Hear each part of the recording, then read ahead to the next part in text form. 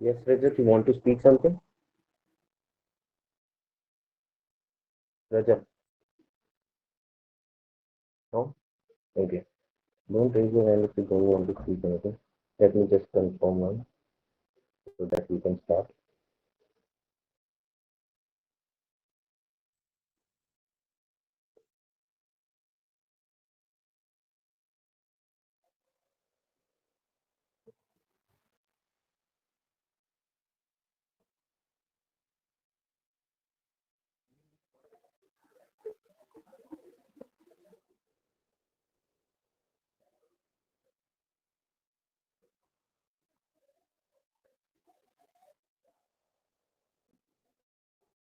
Okay. Okay, so now we are starting. Sitting has some issues, so he will join a bit later. Now, so as I told you about the interview, we previously talked on PIQ, Personal Information Questionnaire, the form which you have to fill after getting screened. So that plays a very much important role before your interview. Why? Because you know, before going to interview, it's your first impression. The PIQ form which you have written, it's the first impression of yours for your interviewing officer. So before you go for your interview, he will have a in detail checking of your PIQ and in AFSBs PIQ के साथ साथ आपके certificates की भी checking होती है. तो starting से हम I will try to give you some tips that especially in AFSB FSB में जब आपकी जो पूरी फाइल मांगी जाती है before your interview like around आप ये मान लीजिए 3-4 मिनट पहले 4-5 मिनट पहले जब आप वेटिंग एरिया में वेट कर रहे हो then your file is asked to give it to the interviewing officer. तो उस फाइल में आपको अपने बाकी सारे एजुकेशनल सर्टिफिकेट्स तो रखना कंपलसरी है, राइट. बट उसके अलावा आपके जो भी को करिकुलर एक्टिविटीज के आपके सर्टिफिकेट्स हैं, आपके पास जितने भी सर्टिफिकेट्स है related to academic excellence, sports के अगर कोई हैं, को करिकुलर एक्टिविटीज के हैं, या फिर जितने भी आपके पास सर्टिफिकेट हैं विच यू कैन शो. ठीक है, ज़्यादा पुराने भी नहीं रखने की आपने सेकंड थर्ड क्लास के रख दिए, बट ट्राई की जितने ज़्यादा आप रख सको तो उतने आप रख रहे हो. Why? Because it will give you edge it is a first impression. तो उसको पहले ही आइडिया लग जाएगा that yes you have been holistically developed. आपने सिर्फ पढ़ाई में ही दिमाग नहीं लगाया, आपने स्पोर्ट्स में भी लगाया. आपने सिर्फ स्पोर्ट्स में नहीं दिमाग लगाया, आपने को करिकुलर एक्टिविटीज़ में लगाया. आपने सिर्फ को करिकुलर एक्टिविटीज़ में नहीं लगाया, आपने कहीं और जगह भी पार्टिसिपेशन की है. You have shown that you can perform in each way. Why is it important? Because in Indian Army as well or Indian Armed Forces, कहीं पे आपको आपकी एकेडमिक एक्सेलेंस काम आएगी, कहीं पे आपको आपका स्पोर्ट्स काम आएगा. Why can be please make sure when I am talking, please nobody else opening their mic and disturbing the class. It can break my flow. You want to add something, Sachin? If you want to add, you can. Yeah, first of all, good evening, everyone. And when we are talking about personal interview, it's all about your personality.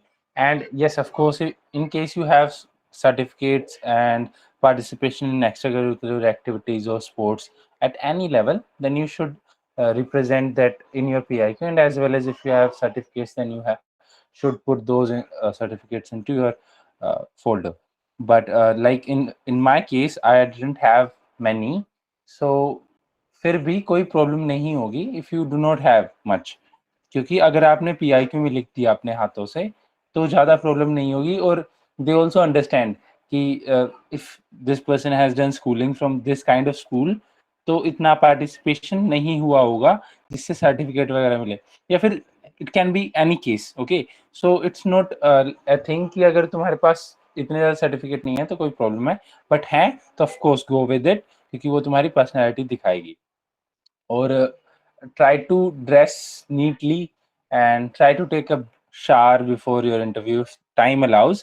और waiting room में ना हाँ, waiting room में तुम question पूछ सकते हो एक दूसरे कैंडिडेट से कि which kind of technical questions have been asked, which kind of defence से रिलेटेड कौन सी चीजें पूछ रहे हैं, क्योंकि वो ज्यादातर पैटर्न बन जाते हैं और सेम काइंड ऑफ चीज पूछते हैं. Of course PIQ will be all different, but these kind of questions will be similar, like asking for 5 state news or 5 defense news. This kind of pattern can be drawn out from the waiting room itself, and you can ask for those news if you do not have in mind in waiting room from your fellow candidates. Also, when you are like sitting in waiting room, then you have to chill. Okay, you have to keep interacting with others. You don't have to get yourself वहां पर फंसना नहीं है अपने दिमाग के जालों में और मल्टीपल थॉट्स में. और फिर उसके बाद जब तुम्हें बुलाया जाए और जिस टाइम पे तुम उस बिल्डिंग में पहुंचो जहाँ पे तुम्हारा इंटरव्यू होगा, या फिर अपने वेटिंग रूम से बाहर निकलो, तो it's your time and you need to make yourself a little bit happy and grateful about the moment, क्योंकि तुम्हारे पास वो अपॉर्चुनिटी आने वाली है जिसमें तुम इंटरव्यू दोगे और अपनी बात बता पाओगे अपनी जुबान से बोलकर कि मैं कौन हूँ. अभी तक तुम ग्राउंड पे थे या फिर तुम साइक टेस्ट लिख रहे थे, but now this is directly about you, completely about you. ठीक है, तो उससे पहले अच्छी अच्छी चीजें तुम्हें याद रखना है और खुद को खुश रखने की कोशिश करनी है और अपने आप को लाइवली रखना है इंटरव्यू के दौरान. फोर्स करो कि तुम स्माइल करो और अच्छे से चिल रहो, ताकि अगर तुम थोड़ा भी टेंस रहोगे तो you are going to make वहां पर कुछ ना कुछ प्रॉब्लम कर दोगे. ठीक है, तो बी हैप्पी और जाने जिस टाइम पे जब इंटरव्यू रूम में घुसो तो बिल्कुल स्माइल के साथ अच्छे से आई कांटेक्ट बनाओ और फिर जैसे भी अकॉर्डिंगली जो भी शूट करे कि रूम तुम्हें खोलना है या फिर कोई और खोल रहा है, उस हिसाब से एक्ट करो. ठीक है, और चेयर पर जाके सीधा नहीं बैठना, पहले ग्रीट करना है और ग्रीट करने के बाद में व्हेन गिवन परमिशन तो बैठ जाओ. ठीक है, और परमिशन ना भी मिले तो खड़े रहो और फिर परमिशन फिर भी ना मिले तो पूछ लो. ठीक है, बट विदाउट बिना परमिशन कुछ एक्ट मत करना. ठीक है, okay. So this is all about before interview, Gautam. Yeah, so very well covered by Sachin. And so I was also speaking about that certificates that if you have, it will have a good impression. तो अगर आपके पास है, then make sure कि आप लगाएं. और अगर आपके पास नहीं है, no problem. सिर्फ सर्टिफिकेट से ही अगर रिकमेंडेशन मिलते तो बहुतों को मिल चुका हो. ठीक है, तो there is nothing you need to worry about.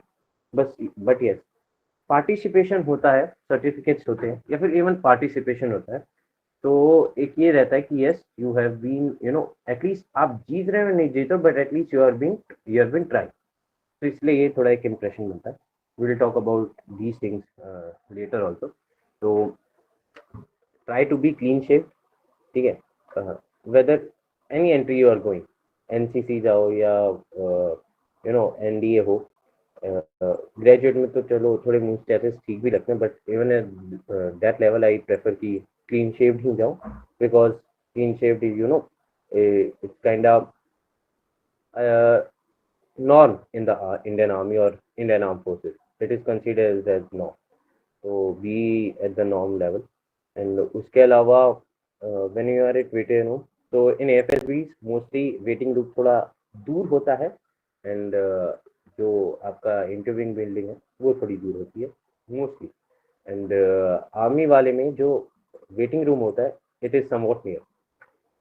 तो आप वेटिंग रूम में हो, उधर काफ़ी सारे न्यूज़पेपर भी मिल सकता है आपको. उधर आपको काफ़ी सारे बुकलेट्स होंगे या फिर अलग अलग टाइप के मैगजीन्स होंगे. so you can opt to read. It is better that you gain some knowledge any kind of, instead of just sitting and being tense. उससे क्या होगा कि एटलीस्ट आपके दिमाग में कोई टेंशन नहीं होगी कि हाँ आपको सोचना पड़ रहा है कि यार कैसा जाएगा कैसा जाएगा. साथ साथ आपने कुछ पढ़ लिया, तो मान लो अगर इंटरव्यूअर ने पूछ भी लिया that what you were studying eight that time, तो आप बता पाओ at least that you were not wasting time. साथ साथ आप ये भी पूछ सकते हो कि दूसरे जो कैंडिडेट हैं तो उनसे कुछ अगर सिमिलर काइंड ऑफ क्वेश्चंस पूछे जा रहे हैं तो आप एक पैटर्न बना सकते हो that yes this might be asked. जरूरी नहीं आपको पूछा ही जाए, बट अगर पूछा जाए तो you can be ready for that. तो आप ये काम भी कर सकते हो. उसके अलावा जैसे सचिन भाई ने बताया, try to have a shower if you have enough time, be properly dressed. Interview एक it is the only test जहाँ पे आप इतने लंबे टाइम के लिए 1-to-1 इंटरेक्शन हो रहा है आपका। साइकोलॉजिस्ट के साथ तो होता ही नहीं, जीटीओ के साथ भी आप बस थोड़ी देर में ही command task 5 to 10 minute maximum आप 1-to-1 इंटरेक्शन में, उसके अलावा पूरे ग्रुप में। तो यहाँ पे ही it is the only time that you are given equal opportunity as the interviewing officer, as the assessor, to speak and to show yourself. Never consider it as a test. मैंने starting में ही बताया था, starting day पे भी किसी भी test को as a test नहीं लेना, it is an assessment of your personality. ठीक है, वो बस ये देख रहे कि for armed forces your personality fits और not, it doesn't mean that you will not fit anywhere. तो किसी बात की कोई टेंशन नहीं लेनी है। And so now this is mostly about before the interview. Then what actually happens that when you are waiting, it comes like जब आप वेट करो तब तो it feels like an eternity before your interview. So it should not bother you that much जब आप interview देने जाते हो। when you go inside, तो हो सकता है या तो आपके लिए कोई गेट खोले, अगर आपके लिए कोई गेट खोल रहा है तो वो ही गेट लगाएगा, हेल्पर होते हैं। तो the only thing you have to do is go inside. तो डोंट आप ज़्यादा टेंस मत होना उससे, उस वक्त जिसने गेट खोला है वही गेट लगा के चला जाएगा। You only have to go inside. By chance अगर कोई नहीं है, first of all knock at the door, then open. Knock करोगे, देन खोलोगे, then you will ask may I come in sir और may I come in madam, and after that when they allow you, then you will close the door by your hand only. Okay, आप खुद से अपने आप से दरवाजा बंद करेंगे। दो वहाँ पे स्टॉपर्स लगे होते हैं, उधर लगा होता है, अपने आप डोर क्लोज हो जाता है, but make sure that you are closing the door also. क्योंकि अगर बाई चांस वो काम नहीं कर रहा है, देन आपने अपना जैसे आपने गेट छोड़ोगे, वो धड़ाम से करके लगेगा पीछे, आवाज आएगा और बस उसी को सोच के आप अपने समझ जाओगे यार पहला इंप्रेशन ही खराब है ना। तो इसलिए मेक श्योर कि आप गेट भी अच्छे से लगाए। देन जाके if he wants to shake your hand, take his hand, otherwise आपको आगे से ऑफर नहीं करना। If he shakes your hand then shake, otherwise just greet him good afternoon, good evening या फिर whatever time it is, and then he will sit he will also greet, and either he will say that yeah please sit down. If he says you to sit down, then you can sit. If he doesn't allow you, as told by Sachin, just stand, and when you ask, yeah you can ask, may I come in sir, may I come in madam, whoever he is, either girl or either a female or male. So if he is a male, just ask may I come in sir. There is no need to think that much about it. Ranjit, how to say may I come? Just ask it, may I come in, sir? When you will open the gate. Of course, only at that time, because don't extend hand by yourself. क्या होता है कि आपका chest number उसको पता है कि आपका असेसमेंट या फिर आपका इंटरव्यू के लिए तभी बुलाया जाएगा जब एक बोर्ड पे देर इज अ बोर्ड, ठीक है, तो उधर आपका चेस्ट नंबर आएगा, और जब उधर आपका चेस्ट नंबर आएगा तभी आपको बोला जाएगा कि yes you can go now, और वो तभी, so that means that interviewing officer is ready for you. Okay, is ready for taking your interview. तो उसको भी पता है कि आप आने वाले, तो you don't have to think that much. Just आप गेट खोलो, नॉक करो, गेट खोलो, then may I come in sir, then I will tell you to come in और नॉट, इट डिपेंड्स। मेरे को तो when I was in Bhopal, तो first जब मैंने नॉक करके खोला एंड आई मैं कम इन सर, तो पहले उसने मेरे को एंटर नहीं करने दी, तो I waited for 2 minutes, and दोबारा से जब बोर्ड पे चेंज आया, क्योंकि पहले भी चेंज आ गया था but maybe he was busy, तो ही देन जब चेंज हुआ then I knocked again and then he allowed me to enter. तो अगर वो मना भी करते तो ऐसा कुछ डरना वरना नहीं है, ठीक है, till that time your assessment has been started, so don't worry about it that much. ठीक है, you have to be prepared to adapt to the situation. ठीक है, so what actually happens after that, that आप जाते हो and you will either he will tell you to sit or either you can ask if he doesn't tell you so, So you can ask, can I sit, sir, or may I sit, sir? So he will tell you that yes, you can, and then your interview will start. So this is the thing before your interview starts. So now, how does the interview go? So mostly, first thing which he does is ask your introduction or ask some rapport building questions. So these kind of rapport building questions are, can be very. It is used to, tense down the candidate if he is looking nervous, if he is looking tense. So to calm him down and to make him a bit familiar with the process, they ask a bit of the normal question on rapport building question, which are, which anybody can ask. Which anybody can answer in a class 6, 7, 8 student. So it is like, give me your introduction also, where are you coming from, or how did you came here, uh, and where do you, belong from, and what are the places we have visited. So just like this, rapport building question, like some questions which can be answered very easily, and you don't need to think about it that much. Why? Because to make you familiarize with the process. ऐसा नहीं है कि आप घुसते ही उसको पता लग जाएगा आपके फेशियल एक्सप्रेशन से, आपकी बॉडी लैंग्वेज से भी, कि इधर you are, you know tense about it not. अगर आप टेंस हो तो, क्योंकि वो भी आपको ऐसा नहीं है, they are there to accept you, they are there for your recommending you, they are not there for rejecting it. So they also try that, first let's calm him down, and then they will take you in.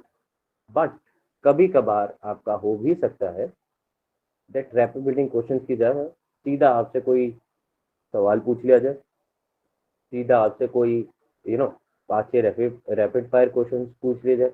तो be ready with it.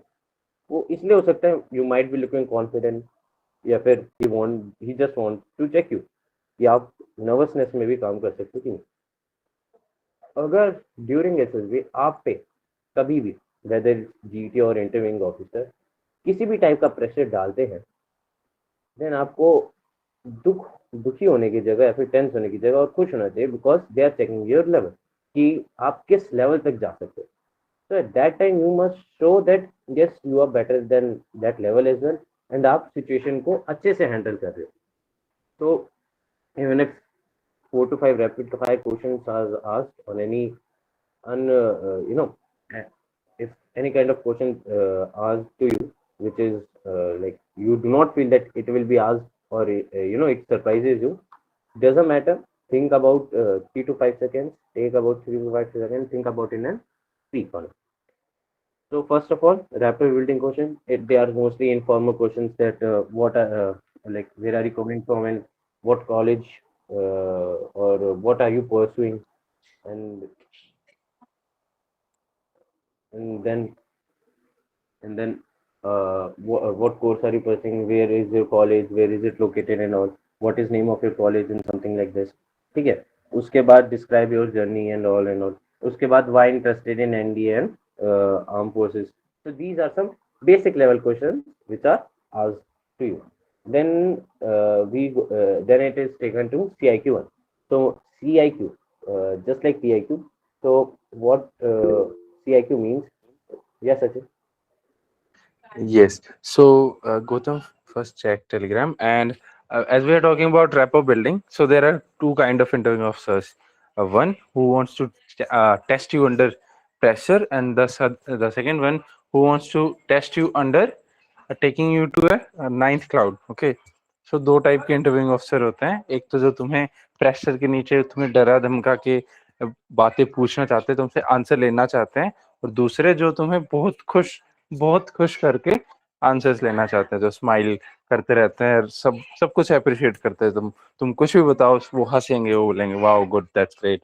सो तो तुम्हें ये चीज ध्यान रखनी है कि कोई भी इंटरव्यूइंग ऑफिसर तुम्हें मिले, कोई भी टेक्निक से तुम्हारी असेसमेंट हो, you need to be ready and you need to be smiling at every time, and you must speak what you should speak। जो तुम सोच के गए हो, जो सत्य है, जो बोलना चाहिए, वो ही वो ही तुम बोलोगे वहां पे। चाहे तुम्हें कोई स्माइल करके कुछ भी पूछे जा रहे हैं, तो फिर भी तुम्हें फिसलना नहीं है। आर्टिकुलेट रहना है, पहले दिमाग में जब क्वेश्चन पूछा जाए उसके बाद में दिमाग में 2-3 सेकंड फ्रेम करना है आंसर और फिर बोलना है, ठीक है। चाहे वो प्रेशर कोई प्रेशर डालकर पूछे या फिर कोई बड़ी मुस्कान देकर और अप्रिशिएट करके पूछे।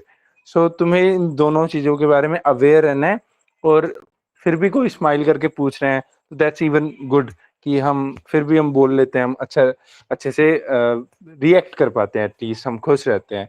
बट जब कोई प्रेशर या फिर कोई डांट फटकार कर ऐसे बार बार चश्मा निकाल कर पूछ रहे हैं तो उससे थोड़ा सा प्रेशर क्रिएट होता है। तो उस टाइम पे अगर तुम सिर्फ एक छोटी सी अवेयरनेस रखोगे कि बस एक्टिंग कर रहे हैं और मुझे प्रेशराइज करने की कोशिशें हो रही है, तो बस तुम समझ जाओ ये कितनी कोशिश कर लें, कितनी एक्टिंग कर ले, कैसे फेशियल एक्सप्रेशन दे ले, मुझे लाइट रहना है, स्माइलिंग नेचर का रहना है, और जो मुझे बोलना है, जो मेरा रियल सेट्स हैं, जो इंटरव्यू में क्वेश्चन के आंसर मुझे देने हैं, मैं वो ही दूंगा। मैं बिल्कुल भी इधर उधर नहीं जाऊंगा, ठीक है। So that's all. Gautam, you can continue. Yeah, told by Sachin that you have to perform in either way. आपको जो आंसर देना है वही आपको आंसर देना है, चाहे आपसे डांट फटकार के पूछा जाए या आराम से पूछा जाए। बिकॉज होता क्या है कि they are just checking your confidence, they are not checking your answer sometime, they are just checking your confidence. मान लो आप एक जवाब दोगे एंड दे विल अगेन पूछेंगे, अच्छा are you sure about it. और जब वो ऐसे थोड़ा तेज करके पूछेंगे, या तो सामने वाला डर जाएगा तो बोलेगा no no sir wait let me think, and it will show that he's not confident about his answer. Or either there will be a person who will say yes sir I'm sure about it, you can also check it. So he's just checking your confidence that are you able to हम introduction में क्या क्या बताना चाहिए। Okay, we can talk about the introduction as well. Nice question asked. So for the introduction, first you can of course tell from where do your name and your age. After that you can tell that where do you belong from and or where are you coming from. If the both have the same, same place, then both are the same place, then no need to worry. And after that you can also add your educational qualification or what are you pursuing right now. You can add your hobby or interest, one or two. Don't, and by this introduction ये आपको रटा हुआ होना चाहिए as of while speaking, because हो सकता है आपको ये बड़ी लग रही हो चीजें, बट आपका इंट्रोडक्शन होना चाहिए छोटा, क्रिस्प एंड ऐसा इंट्रोडक्शन होना चाहिए that he might had a idea about your personality just from your introduction.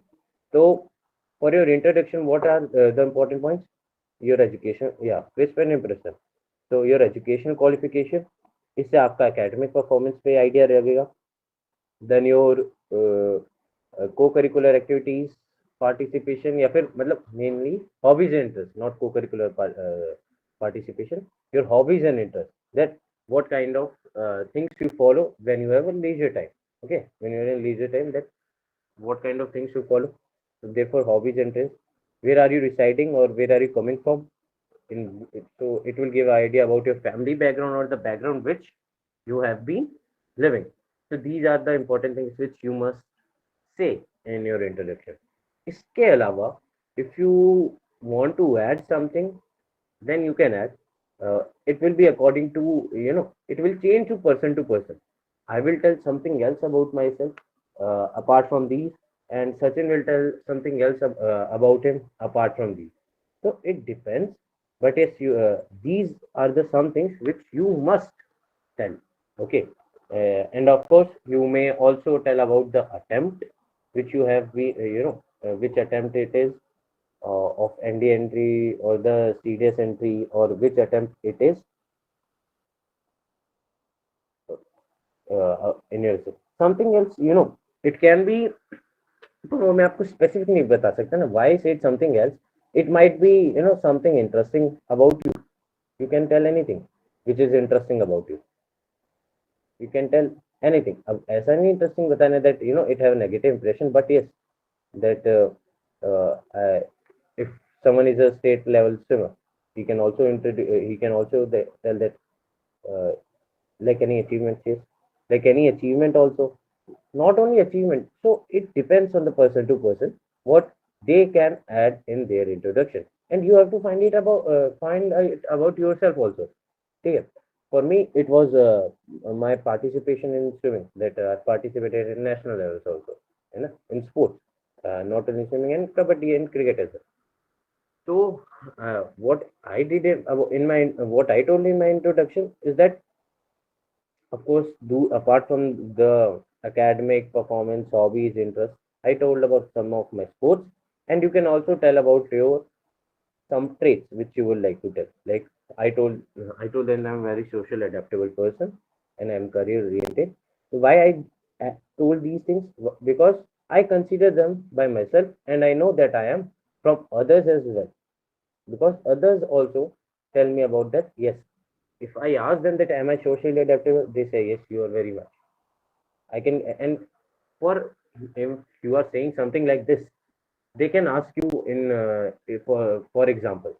So like they can ask you an examples of your career orientedness, or they can also ask as they ask about my social adaptability thing.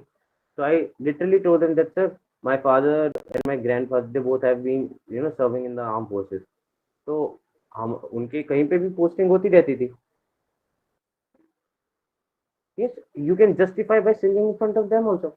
When you will say that, sir, I am a good singer, so there is a chance that they will tell you to sing. So sing now. Then it's in your hand. Sing it in the best way you can. So what it will show that yes, you are ready to show your talent even here. Okay, you are not being nervous about it. You are confident of your ability.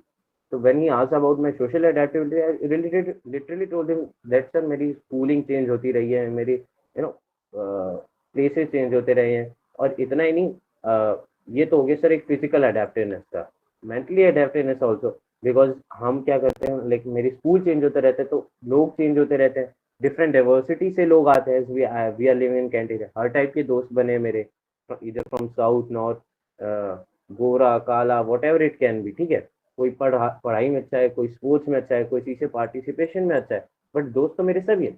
So these things are example of what I just told about. So you must be able to justify whatever you are speaking. ये आपके दिमाग में होना चाहिए.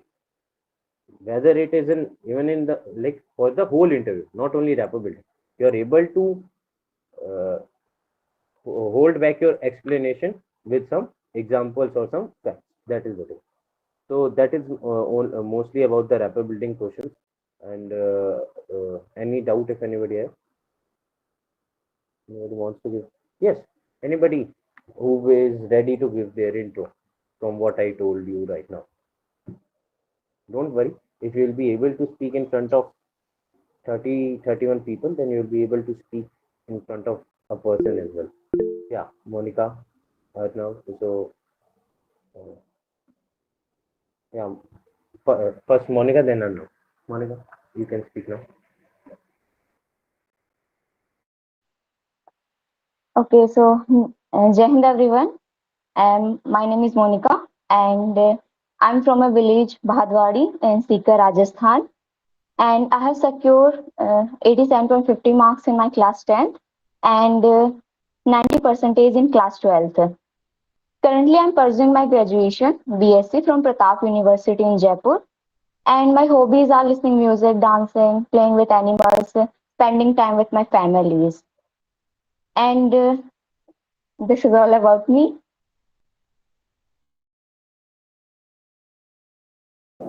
Anu? Yeah, thank you so for this opportunity for me.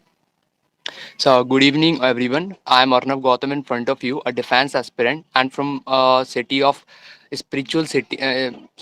From the spiritual capital of India, from Vrindavan, and there are 6 members in my family. If I telling about my education qualification, so I completed my 10th from KC Educational Institute with 69.20%, and I completed my class 12 from Chaudhary Ranveer Singh Inter College with 678%. And my along with that, I am pursuing advanced diploma in computer management and BSc with PCM from Mangalatan University. And my hobbies and interests are newspaper reading and doing exercise and diary writing and the graphic designing. Thank you. Yeah, one or two more. We can go with Shubham. Yes, Shubham. Anu, please down your hand. Shubham. Okay, Shubham is not there. I see. Samriddhi, you can go. My name is Samriddhi and I am from village Sapur, which is situated in Madhepura, Bihar. I scored 91% in my 10th class from BSCB board and 84% in Inter from also same board BSCB. Now I am pursuing my BSc degree from Parvati Science College, Madhepura. My hobbies are drawing, listening music, watching, traveling. This is my hobby, and that's it. That's it.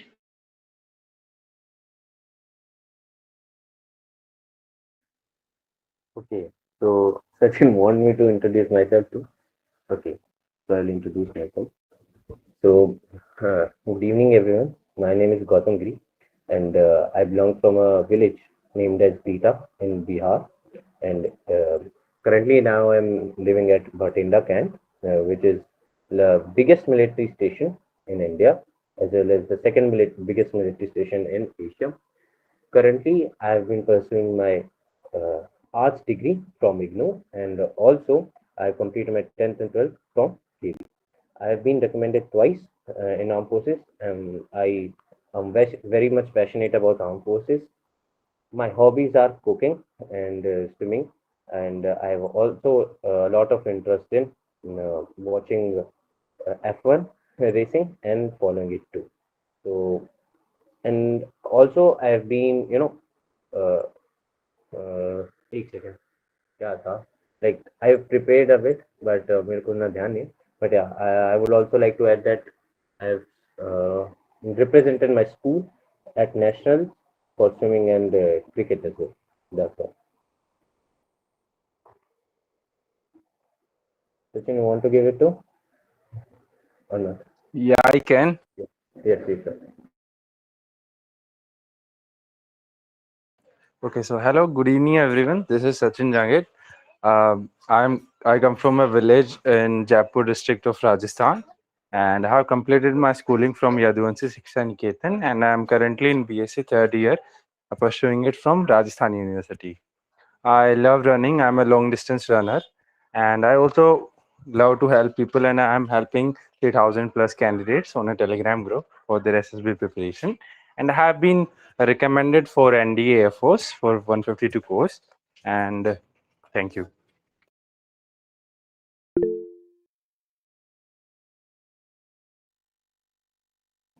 Okay, so 10th और 12th का percentage बताना सही रहेगा. See, it depends. वैसे तो आप बता भी सकते हो, but as I told you कि आपको crisp रखना है. So either you can tell or you cannot. अगर आपको लगता है you have nothing to add in your introduction more, which is a rare thing. Then कोई अचीवमेंट नहीं है तो जरूरी थोड़ी कि इंट्रोडक्शन में आपके पास अचीवमेंट बताने को हो ही हो. Introduction is just about yourself. As I told you, जो मैंने चीजें बताई दैट दो थिंग्स शुड बी मैंडेटरी. उसके अलावा यू कैन ऐड एनीथिंग और नॉट. अचीवमेंट वाला part I didn't say that it was mandatory. It depends from person to person. therefore you must not think that कि आपके पास कोई achievement नहीं है तो आप अपना इंट्रोडक्शन ही नहीं बोल पाओगे. No, that should not be the case. ठीक है. And yeah, Prashant, if you want to introduce yourself, you can also. So good morning everyone. My name is Prashant Gar. I am 19-year old. I recently I am pursuing my Bachelor of Arts from Acharya Narendra College, Kelaras, which is situated in Morena district and associated with the Jivaji University, Gwalior. At present, my hobbies included hiking, book reading, and watching podcast. Thank you. Yeah, so everyone gave their introduction very well, but there was scope of improvement in each. मेरे में भी था, सचिन में भी था, and each of the candidate had to. Yeah, yes, Pranjal.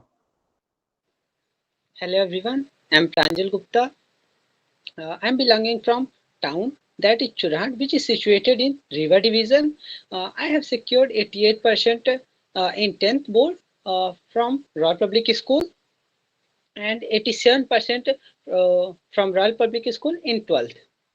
Currently, I'm in Indore and I'm pursuing BSc CS from Holkar Science College, Indore. My hobbies and my interest in running, reading newspaper and writing. Thank you. Yes, okay, go ahead. Yes, I wanted to say that this is also important for GTO part कि GTO task के start होने के पहले GTO sir ask everyone to introduce themselves. So it is really important to listen to him carefully because वो बताते हैं तुम्हें क्या क्या बताना है and you do not and I remember one time what happened GTO sir said कि तुम्हें percentage वगैरह बताने की जरूरत नहीं है but still मैंने जो रटा हुआ था मैं बोलने लगा तो उसके लिए जरूरी है कि तुम अच्छे से सुनो what GTO has said in instructions. Yes, the instructions are the most important thing as I from starting I told you, क्योंकि हो सकता है जब आप SSB पे जाओ आपके कुछ changes हो, तो आपको according to that change you have to adapt. Okay, so everybody can please down your hand if you have no doubt. Rishikesh, you want to add something also? You want to give info? Yes, go ahead. Can I introduce? Good evening, everyone. Myself, Rishikesh Bharade. I am from Pune.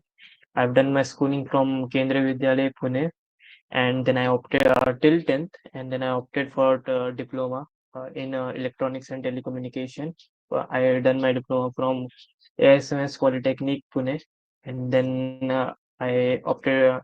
Then I pursued my BTech, Bachelor's in Engineering from D.Y. Patil College of Engineering, Pune, and now currently I'm graduated.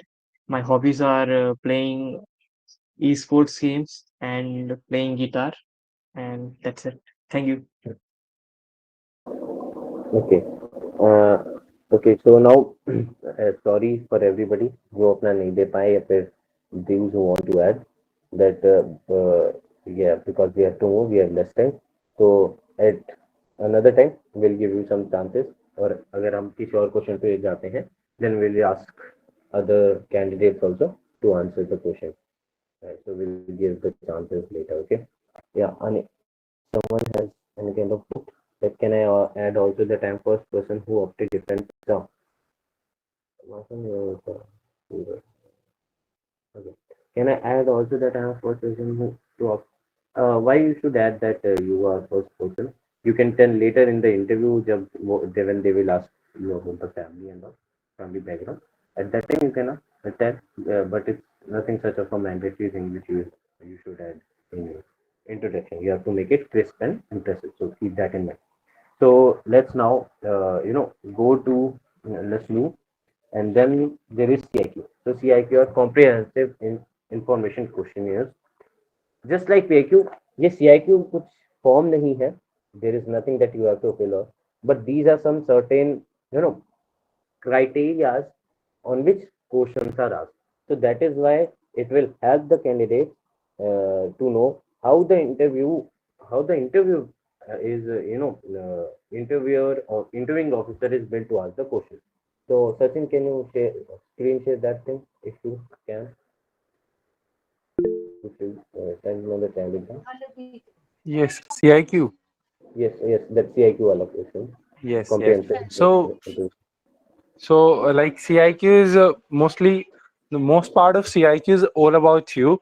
वो तुम्हारी personality के अलग अलग हिस्सों से आपको check करेंगे, मतलब अलग अलग नजरियों से. जैसे कभी तो आपको आपके बारे में पूछेंगे, कभी आपको आपके फ्रेंड्स के बारे में पूछेंगे, कभी आपको आपके नेबर्स के बारे में पूछेंगे, अपने पेरेंट्स, फैमिली, टीचर्स के बारे में पूछेंगे, स्कूल के बारे में पूछेंगे.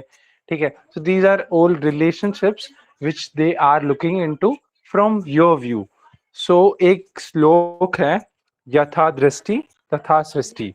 So they are checking your perspective. They are not checking or assessing your teachers, your friends कैसे हैं. नहीं, वो देख रहे हैं कि तुम क्या देखते हो उनमें से, है ना. ऐसे बोलते हैं कि जोहरी को ही हीरे की पहचान होती है.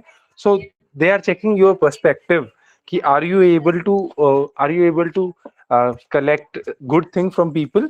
Are you seeing good in everything or focusing on the brighter side of things? Also, when they are asking for shortcomings, they are not just expecting you to make to have an opinion and just live like that. They are also going to ask कि अगर तुमने ये कमी देखी तो तुमने क्या किया. If like your friend is having some shortcoming, then of course अगर आप उसके अच्छे दोस्त हो, if you want good for him, then you will act on it, right? तो वो ऐसी चीजें, ऐसे क्वेश्चंस भी आ रहे होंगे. और हम CIQ की बात करते हैं तो वो स्टेप बाय स्टेप, मतलब CIQ मोस्टली ना बहुत रेगुलर होता है कि यही क्वेश्चन आएंगे और इसी पार्ट पर आएंगे. पर इस बात पर गौर देना कि वो कंप्लीट क्वेश्चंस कॉपी पेस्ट नहीं करते. दे मेक सम ट्विकलिंग्स कि एक क्वेश्चन कम पूछ लिया जो तुम रट के गए हो, या फिर एक क्वेश्चन में जैसे instead of asking about strengths और वीकनेस ऑफ योर फ्रेंड्स, वो स्ट्रेंथ और वीकनेस ऑफ योर नेबर पूछ लेंगे. मतलब दे विल ऐड और subtract something from the CIQ जो बेसिक रेगुलर वाला होता है. तो वहां पर तुम्हें अपने कान खड़े रखने हैं, ठीक है, in order to remember the pattern of CIQ. It is really easy. वो जब स्कूल से स्टार्ट करते हैं तो वो स्कूल, तुम जिस टाइम पे क्वेश्चन जब सर बता रहे हो तो दिमाग में अपना एक पैटर्न बनाते जाओ और उस जगह को याद करते जाओ. जैसे सबसे पहले अगर स्कूल के बारे में पूछा सर ने, तो स्कूल में आंख तो खुली रखनी है ऑफ कोर्स, पर दिमाग में एक पैटर्न बनाते जाओ कि क्लास 8th 9th से बताना है, और फिर ये अच्छा स्पोर्ट्स ग्राउंड के बारे में बताना है, यानी मैंने स्पोर्ट्स में क्या किया. तो ऐसे तुम विजुअलाइज करके वो पैटर्न बना सकते हो जिससे तुम पूरा CIQ बता पाओ, ठीक है. और try to answer all the questions in the order which sir have asked. और उसके बाद में ये भी पूछ सकते हो, sir if I have missed any then please let me know. तो ऐसे तुम करके बता सकते हो. और ऑफ कोर्स अगर एक दो क्वेश्चन छूट जाए तो डोंट टेंस. वो मेमोरी टेस्ट नहीं है, तुम्हारा personality test. Yeah. So, as told by Sachin, many things which you will have to learn about. Now, let's talk about the CIQ. So, these are some certain,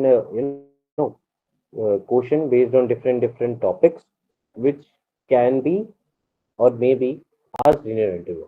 Why I use can be and maybe? Because हो सकता है इनमें से कुछ question पूछे जाए, हो सकता है इनमें से कुछ नहीं पूछे जाए. So, first thing, you have to be adaptable according to the situation. Now, so there are some different CIQs. We'll talk about each of them in a bit detail. CIQ 1, mostly it is of educational background and your schooling. So in schooling, it is also about your sports and CCA activities. After that, CIQ 2. CIQ 2 is mostly about your family background. Okay, so what kind of family background you are having, the number of members you have, how you interact with each of them, and all. They can ask any question according to that. Then there is CIQ 3. CIQ 3 is mostly about your hobbies and interests, and after that it is unfamiliar area. That means that once CIQ 3 is done, उसके बाद he can or she can, जो भी है interviewing officer, they can ask you about unfamiliar areas as well. Unfamiliar areas का मतलब क्या होगा? Maybe current affairs, can be maybe your performance in GTO and all, maybe anything related to then armed forces and all. Okay, so after that it is a bit unfamiliar area for you. So now how are you tested at this point? That जो आपका educational background है, जो आपका sports है, आपका family background है, और आपका हॉबीज और इंटरेस्ट है, ये आपका एक फेमिलियर एरिया है. But familiar area means that you have gone through by them and therefore you should know about them. Why?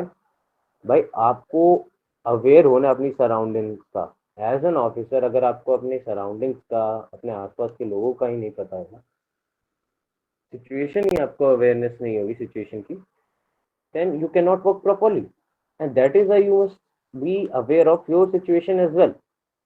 और इसीलिए अगर कोई भी क्वेश्चन आपको CIQ का पूछा जाता है which is related to educational background, या फिर आपका गेम्स स्पोर्ट्स या CCM, कोई भी क्वेश्चन आपके फैमिली बैकग्राउंड से रिलेटेड पूछा जाता है, कोई भी क्वेश्चन आपका हॉबी इंटरेस्ट से पूछा जाता है, तो then you must be able to answer that, because वो आपका एक पार्ट रह चुका है और वो आपने PIQ में भी मोस्ट प्रोबेबली लिखा है, whether it be sports, whether it be educational, whether it be family members, you have written about father mother as well, you have written about your siblings as well. Therefore keep in mind कि आप उसको अच्छे से याद करके जाएं. Now it can be कि आपसे एक साथ 10, 11, 12 क्वेश्चन पूछ लिए जाए, if he felt that you are capable of doing it, वो तभी पूछते हैं, नहीं तो 5-6 भी पूछे जा सकते हैं. पहले आपको 5-6 पूछे, फिर 10-12 पूछेंगे.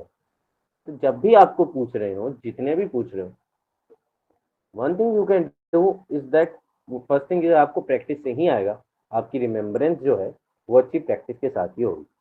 But as Sachin told you that it is not a part of remembrance, ठीक है, but are you able to handle that pressure और नॉट. 10-12 क्वेश्चन पूछने का सिर्फ और सिर्फ मतलब ये है दैट आप इस सिचुएशन में, जब एक इंटरव्यूइंग ऑफिसर आपके दिमाग में तो ये चल रहा है इंटरव्यू ले रहा है, टेस्ट ले रहा है, डू और डाई सिचुएशन है, और उसमें भी आपको सीधा 10-12 क्वेश्चन पूछ लिए, सीक्वेंस में जवाब देने को बोला, are you able to answer और not? That is the only thing. So when you are speaking, speak confidently. Yes Sachin? नहीं, first complete. Okay. So when you are speaking, speak confidently. You can remember as much as the sequence you can remember. Answer that first, one by one, completely. Okay. आप सिर्फ ये idea लगा सकते हो कि ज़्यादातर एक CIQ से ही वो रैपिड फायर क्वेश्चन पूछता है. बट अगर नहीं भी करता है, as I told you, interviewing officer उसका मन कुछ भी कर सकता है, CIQ के क्वेश्चन मिक्स भी कर देता है. उस वक्त भी आपको डरना नहीं है कुछ, आप you have to feel nothing. आपको बस क्वेश्चन पूछेंगे, you have to answer that. Therefore अगर आपको सभी के आंसर पता है, you just remember the sequence as much as you can. आप वन बाय वन सभी के आंसर दोगे, मोस्टली वो आपको इंटरप्ट नहीं करेगा, और अगर इंटरप्ट करता भी है देन आप उसके जो उसने लेटेस्ट क्वेश्चन पूछा है, you will answer that only. तो CIQ is nothing. It is not like PIQ. CIQ is just a certain set of questions. Okay, certain set of questions है from each topic which are which can be asked by interviewing officer. So when you are answering, just keep in mind, अगर आपको सोचने पहले तो आप सोच भी सकते हो, take 3 to 5 seconds first before answering. 3 to 5 seconds slow. Prepare yourself, prepare your sequence, then speak on it. One by one जब आप क्लियर करते जाओगे, और जब आप खत्म कर रहे हो, प्लीज मेक श्योर आपने जैसे आंसर कर दिए सारे, then tell him that sir, in my sir, I have given all the answers. If I forgot for anyone, please if you can repeat it, I will be very happy to answer it. अगर आपने complete भी कर दिया होगा तो भी उसको समझ के that yes you are being humble, अगर आपके से गलती से भी छूट गया तो भी. और अगर आपने कंप्लीट नहीं किया है, वो आपको थोड़ा सा आइडिया लग ही जाता है कि यार एक क्वेश्चन रह ही गया, या फिर एट दैट पॉइंट आपको लग ही जाता है, then what you can do is you can just simply tell him that sir, I think that I have answered most of it. If anyone I forgot, please tell me and I'll be very happy to answer that thing. Yeah, Sachin, you can speak now. Yes. So first of all, very nicely covered by Gautam. और एक point मैं add करना चाहूँगा कि it's not do और die situation, it is you think that this is do और die situation. ऐसा हमारा दिमाग को लगता है, हम परसीव कर लेते हैं कि ये डू और डाई सिचुएशन है, वो होती नहीं है. तुम आराम से जिंदा वापस जाओगे, ट्रेन में वापस जाओगे, घर जाओगे, जब खाना मिलेगा, सब कुछ मिलेगा, अगली अपॉर्चुनिटी भी मिलेगी. So you don't have to be that much desperate उस पॉइंट पे. और बाकी अब अगर हम CIQ की बात करें तो देखो, first of all interview Natarajan sir बोलते हैं यार इतना तो आसान होता है, mostly you know all the questions, और तुम्हें ये भी पता है कि इंटरव्यूइंग ऑफिसर ज्यादा किस बात पे बात करेगा, जो तुम्हारा एरिया होगा, मतलब अब तुम्हारी लाइफ का कोई ग्रे एरिया होगा जिसमें तुमने ड्रॉप लिया, थोड़ा फेलियर आया, सेटबैक लगा, तो इस वाली चीजों के बारे में ज्यादा बात होंगी मोस्ट प्रोबेबली। तो तुम्हें सब पता है, तुम्हें क्वेश्चंस पता है, तुम्हें ये भी पता है खुद के बारे में, सारे क्वेश्चंस तुम्हारे बारे में हो गए तो तुम्हें आंसर भी पता है पहले से। तो तुम क्यों ना, मतलब ये सजेशन है कि तुम जितने भी क्वेश्चंस है, जैसे सीआईक्यू का, पूरा सीआईक्यू के बारे में अच्छे से हर एक क्वेश्चन का आंसर प्रिपेयर करो, नोटबुक में लिखकर कैसे भी बस प्रिपेयर करो। और जो पीआईक्यू से रिलेटेड एक एक शब्द तुमने लिखा है, उस हर शब्द के बारे में रिसर्च करो, खुद के अंदर झांको, और या फिर जैसे तुम्हारा सरनेम, जैसे मेरा सरनेम जांगिड़ है, तो विकिपीडिया छानो उसके बारे में, उसके हर चीज के बारे में जानो, जो जो एक शब्द, एक एक चीज तुमने मेंशन की है। अब having done that, what is it gives you an opportunity, it makes you able कि तुम्हें आंसर्स ज्यादातर पता है। Still you will not have all the answers, क्योंकि उसमें से सिर्फ 60% क्वेश्चन ही नोन होंगे इंटरव्यू में तुम जाओगे, बिकॉज इट्स लाइफ, पीएनसी बहुत इनफाइनाइट तक चलता है। तो फिर भी यू नो द 60% सिलेबस। अभी जो भी क्वेश्चन पूछे जाएंगे तो तुम फ्लो में, तुम्हें वहां पर बैठ के सोचना नहीं पड़ेगा पूरा अच्छे से कि अच्छा ये बताऊं, ये बताऊं, क्या बताऊं। तुम्हारे दिमाग में ऑलरेडी कोई आंसर है, बस वो तुम्हें अच्छे से जचा कर देना है, ठीक है। So that's the benefit of making notes for interview पहले से और आंसर सारे प्रिपेयर करने से। Now coming to CIQ, how it will help you in CIQ. CIQ में अगर तुम्हारे पास, जो अब तुम्हें पता है सीआईक्यू में क्या सवाल होते हैं, ठीक है, कोई कम ज्यादा होंगे, पर सवाल तुम्हें पता है, ठीक है। अगर तुमने हर एक सवाल का आंसर प्रिपेयर कर लिया, मान लो 12 में से तुम्हें 10 सवाल के आंसर पहले से प्रिपेयर कर लिए, तो सिर्फ 10 सवालों के तो जवाब सिर्फ मुंह से खोलकर देने हैं, ब्रेन से उठाकर मुंह से देने हैं। बाकी जो 2 सवाल बच गए जो तुम्हें नहीं, अगर तुमने प्रिपेयर किए उस सीआईक्यू में से, तो तुम वहां पर कंस्ट्रक्ट कर सकते हो, रेदर देन दैट कि तुम पूरे 12 सवालों को ही पूरे अच्छे से प्रोसेस करके बताओगे। तो it's better always to go prepared. Now कि जब सीआईक्यू में 12 सवाल पूछे गए मान लो, तो तुम्हें 12 सवालों का जवाब ऐसे फॉर्म में नहीं देना, तुम्हें शॉर्ट टाइप, जैसे 2 नंबर के सवाल होते हैं ना सीबीएसई में, हम लिख के आते हैं छोटा 2-3 लाइन में, वैसे ही तुम्हें शॉर्ट क्रिस्प, और जो सवाल की रिक्वायरमेंट है, क्वेश्चन की रिक्वायरमेंट है, उस हिसाब से आंसर देना है। So you need to keep the answer short for every question in that rapid fire round. Okay, so these were the points which I wanted to say. Chirag was having doubt for long time. Chirag, you can speak. I have also given the interview in AFSB, and first was asked by CIQ of family. So as I have prepared well, so there was a difference. First of all, my question is how to remember all the sequence of the CIQ, and between the CIQ, he asked me other topics also. So from there, how to recollect the CIQ formation or CIQ sequence? That is my question. Okay, so how to remember the sequence of CIQ, और बीच में वो मस्ती करे तो फिर वापस से कैसे रिकलेक्ट करे। ओके, सो उसके लिए तुम सीआईक्यू को थोड़ा रट जाओ, सीआईक्यू के क्वेश्चंस क्या होते हैं, उसका पैटर्न क्या होता है, वो सीआईक्यू के पूरे के रट जाओ, क्योंकि ज्यादातर वही पैटर्न फॉलो करते हैं वो, ठीक है। तो उसकी वजह से तुम्हें क्वेश्चंस याद ज्यादा होने चाहिए आंसर्स की बजाय, क्योंकि आंसर तो तुम्हारे हैं, उनको याद करने की इतनी जरूरत नहीं पड़ती। बस तुम अगर उन्हें दिमाग से निकाल कर उस पन्ने और पेन से पन्ने पर उतार दो, तो तुम स्ट्रक्चर वे में आंसर दे पाओगे। बट ज्यादा तुम्हें याद रखना है क्वेश्चंस को। तो अगर तुम सीआईक्यू के क्वेश्चंस रट के जा रहे हो, तो आई डोंट थिंक कि वहां पर प्रॉब्लम होगी। और ऑफ कोर्स जिस टाइम पे क्वेश्चन सर बोलें, तो उस टाइम पे दिमाग खुला रखो, जिस टाइम पे दिमाग की मेमोरी का यूज मत करो, रैम का यूज करो, और अच्छे से सुनो पूरे अटेंशन के साथ, ठीक है। और जिस टाइम पे सुन रहे हो, तो पैटर्न बनाओ क्वेश्चंस के बीच में, इसके बाद ये, इसके बाद ये, इसके बाद ये। और स्टार्ट करने से पहले थोड़ा पोज लो, ठीक है। जैसे ही सर ने सीआईक्यू बोलना फिनिश किया, तो उसके बाद में ये नहीं कि तुम जस्ट बोलना स्टार्ट कर दिया, नहीं। अभी सुनो लास्ट क्वेश्चन के लास्ट वर्ड तक 100% अटेंशन से सुनो, और फिर थोड़ा पोज लो और दिमाग में सोचो क्या क्या क्वेश्चन है, क्वेश्चन सोचो, और फिर एक एक क्वेश्चन का वैसे आंसर देते जाओ। हाँ, अगर बीच में सर ने, अगर तुम रिपीटर हो और बीच में सर ने रोक के और कुछ पूछने लग गए और फिर बोलेंगे कंटिन्यू, तो हाँ, वो थोड़ा सा डिफिकल्ट है। अगर तुम्हें क्वेश्चन याद है कि मुझे लास्ट वाला क्वेश्चन में किसका आंसर दे रहा था और तुम्हें वो पैटर्न भी रटा हुआ है क्वेश्चंस का, तो that would be easy to recollect your thoughts and start answering that. और अगर नहीं भी हो तो it's okay, completely fine, just smile के साथ पूछो, sir I forget. I would also like to clear your doubts with some of my advices. जब सबसे पहली चीज रट लो, कोई बात नहीं है, रटने में कोई ऐसा शर्म वाली बात नहीं है। अब सारे आंसर्स या क्योंकि सारे क्वेश्चंस लिखो, देन सारे आंसर्स भी लिखो एंड देन उनको रट लो। At least you will be fluent while speaking. आपके दिमाग में वो आंसर बैठ जाएंगे, वो आपसे चलता फिरता रागीर भी पूछ लेगा ना तो भी आप पूरा सीक्वेंस में बता दोगे। तो इस टाइप का ही होना चाहिए आपका mental aptitude at that time कि आपसे कोई भी कहीं से भी सवाल पूछे then you are able to answer. Therefore रट लो, कोई प्रॉब्लम नहीं है सर।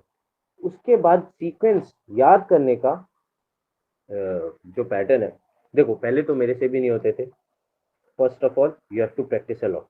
प्रैक्टिस तो आपको करनी ही पड़ेगी, बट अगर आपको बहुत ज़्यादा परेशानी हो रही है, I will tell you one thing that while sitting, ठीक है, जब हम बैठे होते हैं तो हमारा हाथ दोनों जो होते हैं हमारे घुटने के ऊपर ऐसे होते हैं। तो व्हाट यू कैन डू, ज़्यादा आपको हिलना डुलना नहीं है, ओके। वो आपको आप उसकी आंखों की तरफ देख रहे हो, वो भी आपके आंखों की तरफ ही देखेगा मोस्टली। एंड जैसे जैसे वो क्वेश्चन पूछ रहा है, you can count it on your fingers that 1 2 3, okay, 1, so you can remember at least how many questions and what kind of questions if you are good at remembering, ठीक है। तो ये क्या करेगा, थोड़ा हेल्प करेगा आपको। क्या कि मान लो ही आस्क्ड 8 questions या 9 questions, so you are counting on it that yes 1 2 3 4 5 6 at यहाँ पे आके stop हो। then what while answering what you will do, first you will complete it, second third fourth fifth sixth। तो आपको या तो ये पता लग जाएगा कि आपने कोई जवाब नहीं दिया है, या फिर यू हैव कंप्लीटेड, तो आपको ये भी पता लग जाएगा that you have completed it, ठीक है। तो this is a temporary trick, ये तो आपकी टेम्पररी ट्रिक है कि आप उसको याद करो। बाय चांस अगर वो आपके हाथों की तरफ ही देखने लग गया तो वो समझ जाएगा आप तो हाथ से काउंट कर रहे हो, ठीक है। तो बॉडी लैंग्वेज आपकी चेंज ना हो, इसलिए आपको क्या करनी है, यू हैव टू प्रैक्टिस। अब जितनी प्रैक्टिस करोगे उतनी आपकी रिमेम्बरिंग पावर बढ़ेगी।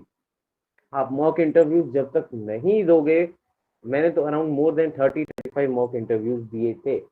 It was my sister, sometime it was my mother, sometime it was my father, ठीक है। कोई मेरे फ्रेंड्स हो गए, उनको भी दिया।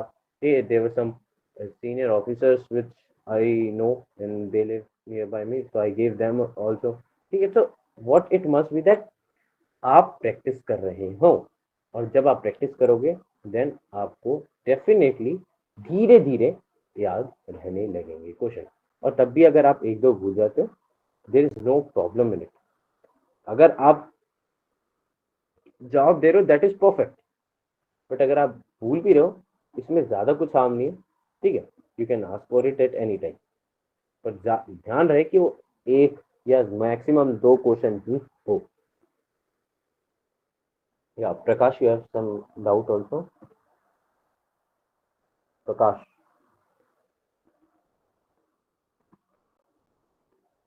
Yes, Sachin. ओके, प्रकाश भाई हाथ नीचे कर लो। ये जब इंट्रो का पूछ रहे थे जिस टाइम से हाथ ऊपर है इसका। और बाकी it's about giving mock interviews. तो मॉक इंटरव्यूज जैसे गौतम भाई ने बताया, you can do it with anyone of your friends, family, siblings, किसी से भी रिक्वेस्ट करो और जिसको एसएसबी के बारे में पता हो, और फिर उन्हें मॉक इंटरव्यू दो। वो कुछ ना कुछ तो भले ही ना कहे, वो प्रेशर और सीआईक्यू तो पूछ ही लेंगे। जैसे सीआईक्यू तो पक्का पूछ लेंगे, और इंटरव्यूइंग ऑफिसर बनने की भी बहुत अच्छी एक्टिंग करते हैं मेरे दोस्त। जब मैंने उन्हें दिया था, बड़ा अच्छे से ऐसे प्रेशराइज करने की कोशिश करते हैं और माहौल भी बनता है, ठीक है। So that helps a lot. Practice is the key. नहीं और नहीं तो क्या, you can write down all the question. आप CIQ1 का, चलो we will also talk about the questions which can probably ask. तो CIQ1 में अगर आप ND-NT जा रहे हो तो you they can ask your education background from 7 till now, okay. अगर आप ग्रेजुएशन NT में जा रहे हो, दे can ask your performance from 10th till now, and this will also include name of your school, year of passing. You have to tell your total percentage, in classes, and telling in sequence is much more important. Like आप ये नहीं कहते हैं पहले आपने 12th का बताया then 10th का बताया. You have to first tell of the 10th, then 12th, and then yes, अगर आप एनडी एंट्री जा रहे हो तो आप बताओ ना 11th क्लास का. आपके पास बताने को ही क्या है फिर. ठीक है. तो जब उसने पूछा है फ्रॉम 7 till नाउ आपको इसमें अपनी एकेडमिक एक्सीलेंस की कोई परफॉर्मेंस भी बतानी है. ओके. आपने क्या क्या exam, he will also ask you that subjects in 11th and why. This will show that you have been planning और नॉट. आपने किसी के पीयर प्रेशर में ही ले लिया या फिर you have planned your things. After 12th what kind of examinations which you gave and why, and what was your rank in it, or the result in it, and what are your graduation plan. If you are in NA, then what are your plan after graduation if you are a going in a graduate entry. Then tell me, then as CIQ1 में ही आपके sports भी NCC भी mention है. Then tell me about the sports which you have played, you have participated in, any achievements. They can also about your teachers in, because it is in school. So teachers, best teacher, worst teacher, या फिर teacher which impacted most on you, which didn't impacted you that much, and why. And that they will also ask your friend circle. They can also tell you to name 5 friends of yours. Tell me about them also. Take it, what they are doing and how do you spend time with them, and why they are following these things, and how do you help them and how they help you. So these are the some basic questions which can be asked from CIQ1. तो आप क्या कर सकते हो, हर CIQ of each CIQ आप सारे questions लिख लो, आप थोड़े रैपो बिल्डिंग क्वेश्चंस लिख लो और उनको बोलो आप इनमें से कोई भी क्वेश्चन पूछ सकते हो. ठीक है. आप एक साथ 7-8 क्वेश्चन भी पूछ सकते हो. मान लो आपके फ्रेंड्स है या फिर मेरी जो सिस्टर थी, they also appeared in SSB and all. तो उनको भी आइडिया था that what kind of questions are asked and how they are asked in interview. तो मेरे को वो फायदा रहा थोड़ा. आप अपने पेरेंट्स को अगर दे रहे हो, they are not that much good, okay, but at least they can ask you the question which are there. तो आप उनको क्वेश्चंस लिख के दे दो and they will ask you the question and you will answer them. आपको खुद पता लग जाएगा कि आपने कहाँ गलती की या नहीं की. ठीक है. उनको वो तो बताएंगे बट आपको खुद पता लग जाएगा. एंड आफ्टर दिस जब CIQ1 कंप्लीट हो तो CIQ2 as I told you about it is more of your family background. So tell me about your father, mother, grandparents, siblings, or cousins, and how do you spend time with them? What all of them are doing? Tell me about their occupation. Why they are following that? Tell me about the subjects which your siblings take in. Why was it? And you can they can also about that ask that the time you spend together and how do you help them? How they help you? Areas at home which are indulged with home or which you do personally. Okay. And what kind of activities in which you volunteer. If if any kind of problem arises, to whom you go and why, or any secret you tell him, whom you tell whom you tell first, on whom you not tell, and why. What is it around your neighborhood, and how is your neighborhood, and how is your neighborhood friends, and you get any kind of pocket money or not. ठीक है. So these are basically the questions of CIQ2. तो आप इसी तरह से most probable questions you can write on it and tell the mock interviewer to take a mock interview. और वो आपको कोई भी क्वेश्चन पूछ सकता है. CIQ3 में आपके बेसिक मिलिट्री के आ जाएंगे, थोड़े हॉबीज इंटरेस्ट आ जाएंगे, that your hobbies interest and, और उसके बाद नॉलेज अबाउट NDA और knowledge about IMA or whatever service which you have opted for and the academy which you will be going after recommendation. Then commands of the armed forces, name of service chiefs and like. और ये चीज familiar में आती है, ये चीज unfamiliar में नहीं आती. बिकॉज आप एक एयरफोर्स बोर्ड में जा रहे हो या फिर आर्मी बोर्ड में जा रहे हो, नेवी बोर्ड, तो आपको एयरफोर्स, आर्मी या नेवी के बारे में पता ही होना चाहिए. अगर आपको पता नहीं है then how you are passionate about it, right.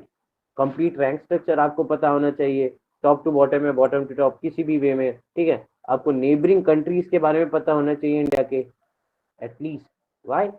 Because you are living in that country. आपको इंडिया की करंट सिचुएशन के बारे में नहीं पता है, then how aware you are. Okay. और so these are the familiar part. अगर आप इनमें से कहीं पे भी नहीं बताते हैं तो आपके मार्क्स कटेंगे।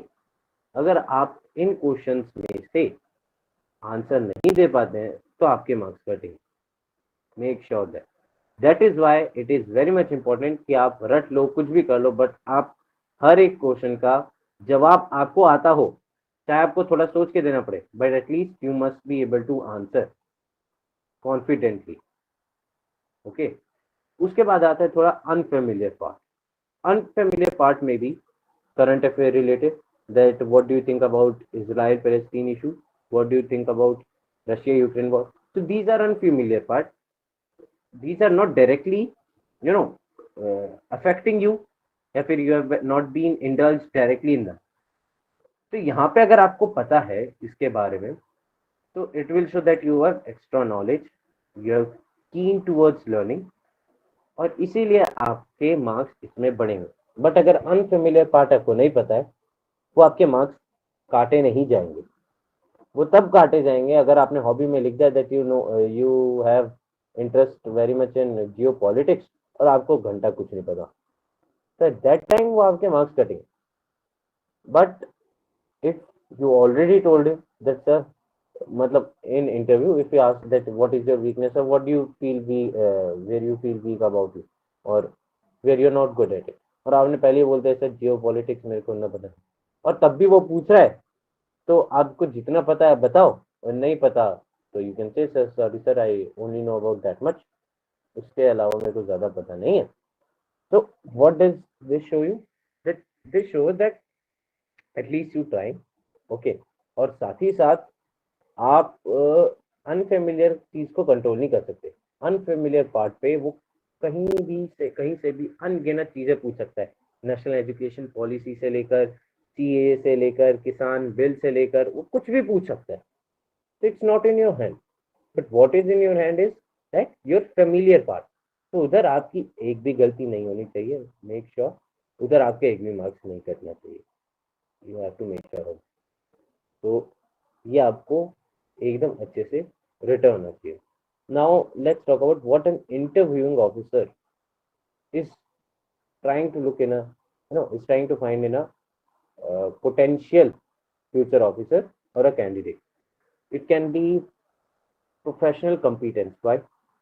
As you are going to be an officer, it is not an easy task. You have to be a scholar warrior. A scholar warrior means you have to be a scholar and you have to be a warrior as well. And therefore, you must be professionally competent.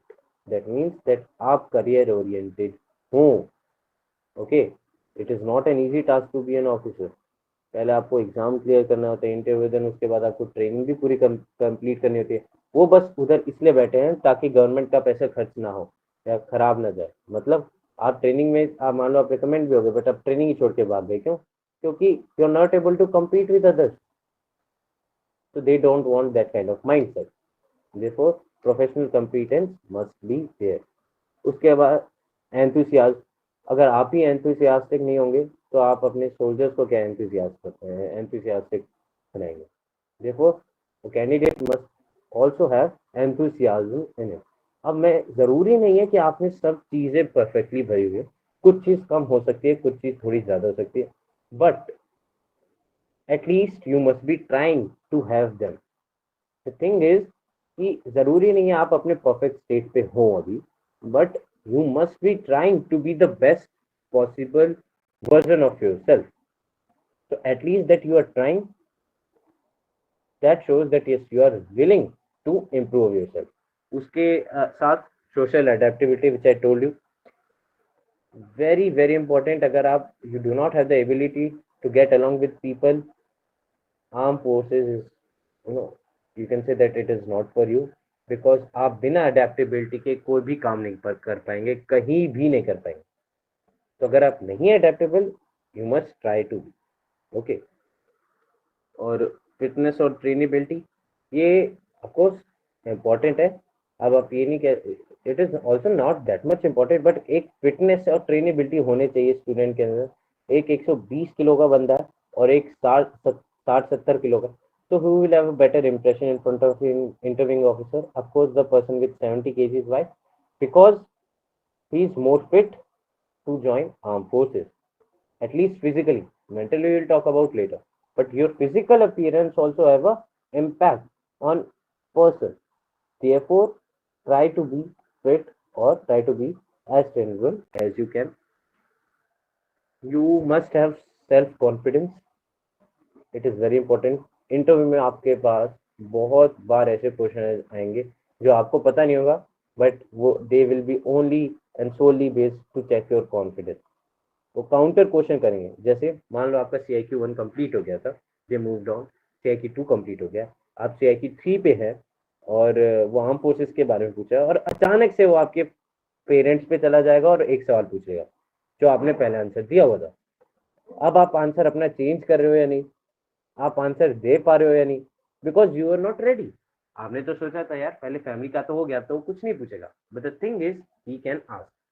So therefore you must be ready and you must be answering the question confidently. अगर वहां पे आपके answer में changement आ गया तो that can be issue that either you are lying और either you are not confident. या तो आपने झूठ बोला इसलिए आपको पता ही नहीं कि आपने बोला गया था, या फिर आपने बोला तो सच बट आप कॉन्फिडेंट नहीं हो. तो they don't need a man like this. So be confident and have an initiative thing. Like at least आपने try की कुछ चीजें. Why participation in CCA and anything is important? That it shows that you are initiative, you're taking initiatives. आप बाकियों की तरह खाली time पे बैठने की जगह at least you are doing something. Okay, काफी सारे आपके स्टूडेंट्स थे स्कूल में, आपके मेट्स थे, उन सब ने ट्राई किया नहीं किया, बट यू ट्राइड. आपने पार्टिसिपेट किया. You went to youth parliament, you went to drawing competition, you went to extempore. At least you tried. आप जीते नहीं जीते वो बात की बात है, आप जीते, आपने एक्सेल किया, that is also good thing, but at least you tried. That is the good thing, best thing, that you are trying to improve, you are trying to learn more. So that is why initiative is also an important thing. Leadership qualities, it can be PIQ, PIQ कह रहा हूँ, in an interview you can ask you, आपके PIQ में भी लिखा जाता है that any post of leadership या फिर any post of मेरे को exactly जान नहीं आ रहा, but it is something like this that अगर any like something of any post of Sachin, do you remember that part? Yeah, Any PIQ post में. you hold at कौन extracurricular activities, NCC Scout अगर. Yes yes yes. हाँ, तो उधर क्या होता है कि आप एज अ लीडर कहीं पे या फिर as a captain, vice captain या फिर कहीं पे अपॉइंट हो as a leader. So what it will show that yes at least आपको आइडिया है what leadership feels like. You have at least leaded a team of 11. अगर आप अभी से एक 11 कैंडिडेट्स की, 11 स्टूडेंट्स की टीम को आप लीड कर पाए, तो आपको with training and with experience हम आपको 100,000 लोग भी कमा सकते हैं. Position of responsibility, so that you have held that responsibility of the whole team on your shoulders. So that is why it is also important. अगर आपने ऐसा कुछ स्पेसिफिक नहीं लिखा है PIQ में, that is also okay. But अगर आपने अगर आपने कर रखा है, that will be much more better. Okay, because they will know that yes, you have felt that thing, you have felt that pressure and you have performed it in well. Apart from that, vocational skills, power of expression. I told you that it is one OLQ. And why power of expression or the vocational skills are important? If you're not able to convey what you want to convey, if you're not able to convey the message, if you are not able to convey the feelings which you want to convey, जरूरी नहीं है कि आप convince कर पाओ सामने वाले को. Therefore, speaking or vocational skills, these are very much important and you must build them. Okay, अगर आप इंटरव्यू ऑफिसर को ही नहीं बता पाओगे what you have in mind, आपके दिमाग में तो पूरा आंसर बन रखा है बट आप बोल ही नहीं पा रहे हो, इंटरव्यूइंग ऑफिसर को पता लगेगा नहीं. That is why you must work on your vocational skills as well. उसके अलावा एटीट्यूड या फिर behaviour, your behaviour towards your seniors, your behavior towards your colleagues or the equal ones, and your behavior or attitude towards the juniors. Are you humble with each of them or not? जरूरी नहीं है that I am a recommended candidate. हो सकता है काफी सारों में आता है, घमंड आता है, and when they go for the next SSB they get confused off because of that attitude only. They consider others as minors, और जो नहीं करते they get recommended again. Okay, I have seen these people. You don't have to be like them. Your attitude towards your seniors must be with filled with humbleness. You're with equal also, and with juniors as well. No one is bigger than you, no one is smaller than you. They all of you have to consider all of them as equals, and have to give equal opportunity and behave with them. So that is the thing which an interviewing officer is very much looking. अगर आपकी बहुत ज्यादा fight होती है भाई बहन के साथ, that is not a good thing. एक मजाक वाली चीज है लोग, but serious fight. Why? Because you are not able to control your feelings. आप उधर हम्बलनेस से, अगर एक बंदा भी हम्बल हो जाए तो लड़ाई होना इज ऑलमोस्ट इम्पॉसिबल. बहुत बार होता है कि हाँ हो जाता है, but almost out of 99 times, 100 out of 99 times, easily it can be ignored. So that is why you have to be humble. Your behavior and your attitude must be very much. In GTO must cooperate with yes. Not only GTO. देखो, I will give you an example that what actually happened when I was in Bhopal. तो हमारा 9 लोगों का group था, 9 या 10 का, and हम 2 recommend हुए थे उस ग्रुप, एंड ओवरऑल बैच में भी हम 2 ही रिकमेंड हुए. तो there was chest number 6 who was recommended with me, and I was chest number 10. तो हम 10 लोग थे, and there was a chest number 8. तो chest number 8 during group discussions what he used to do that, वो अपने points काफी ज्यादा रख रहा था एंड दूसरों को काट रहा था. तो ये चेस्ट नंबर 6 था, इसने 2-3 बार भी, मतलब 2-3 बार बोला that chest number 8, please let me complete my point as well. Chest number 8, please wait and let me complete. Saurabh, please mute yourself. Yes, sir. Sir. Please mute yourself. Yes, thank you. If you have any kind of doubt, we will clear it later, but while teaching, please try to make sure that you are not speaking or breaking the flow. So the chest number 8 था, he used to cut the point, like cut the others points and don't let them speak. तो मैं तो I was not speaking on that much like कि भाई शांत हो जाए, फिर I was not like please let others speak. But chest number 6 like told him that please let me complete my point as well, and he spoke like this for 2-3 times. So chest number 8, somehow they didn't like it. ठीक है, आपको कोई बोले ऐसा, so you will also not like it, right?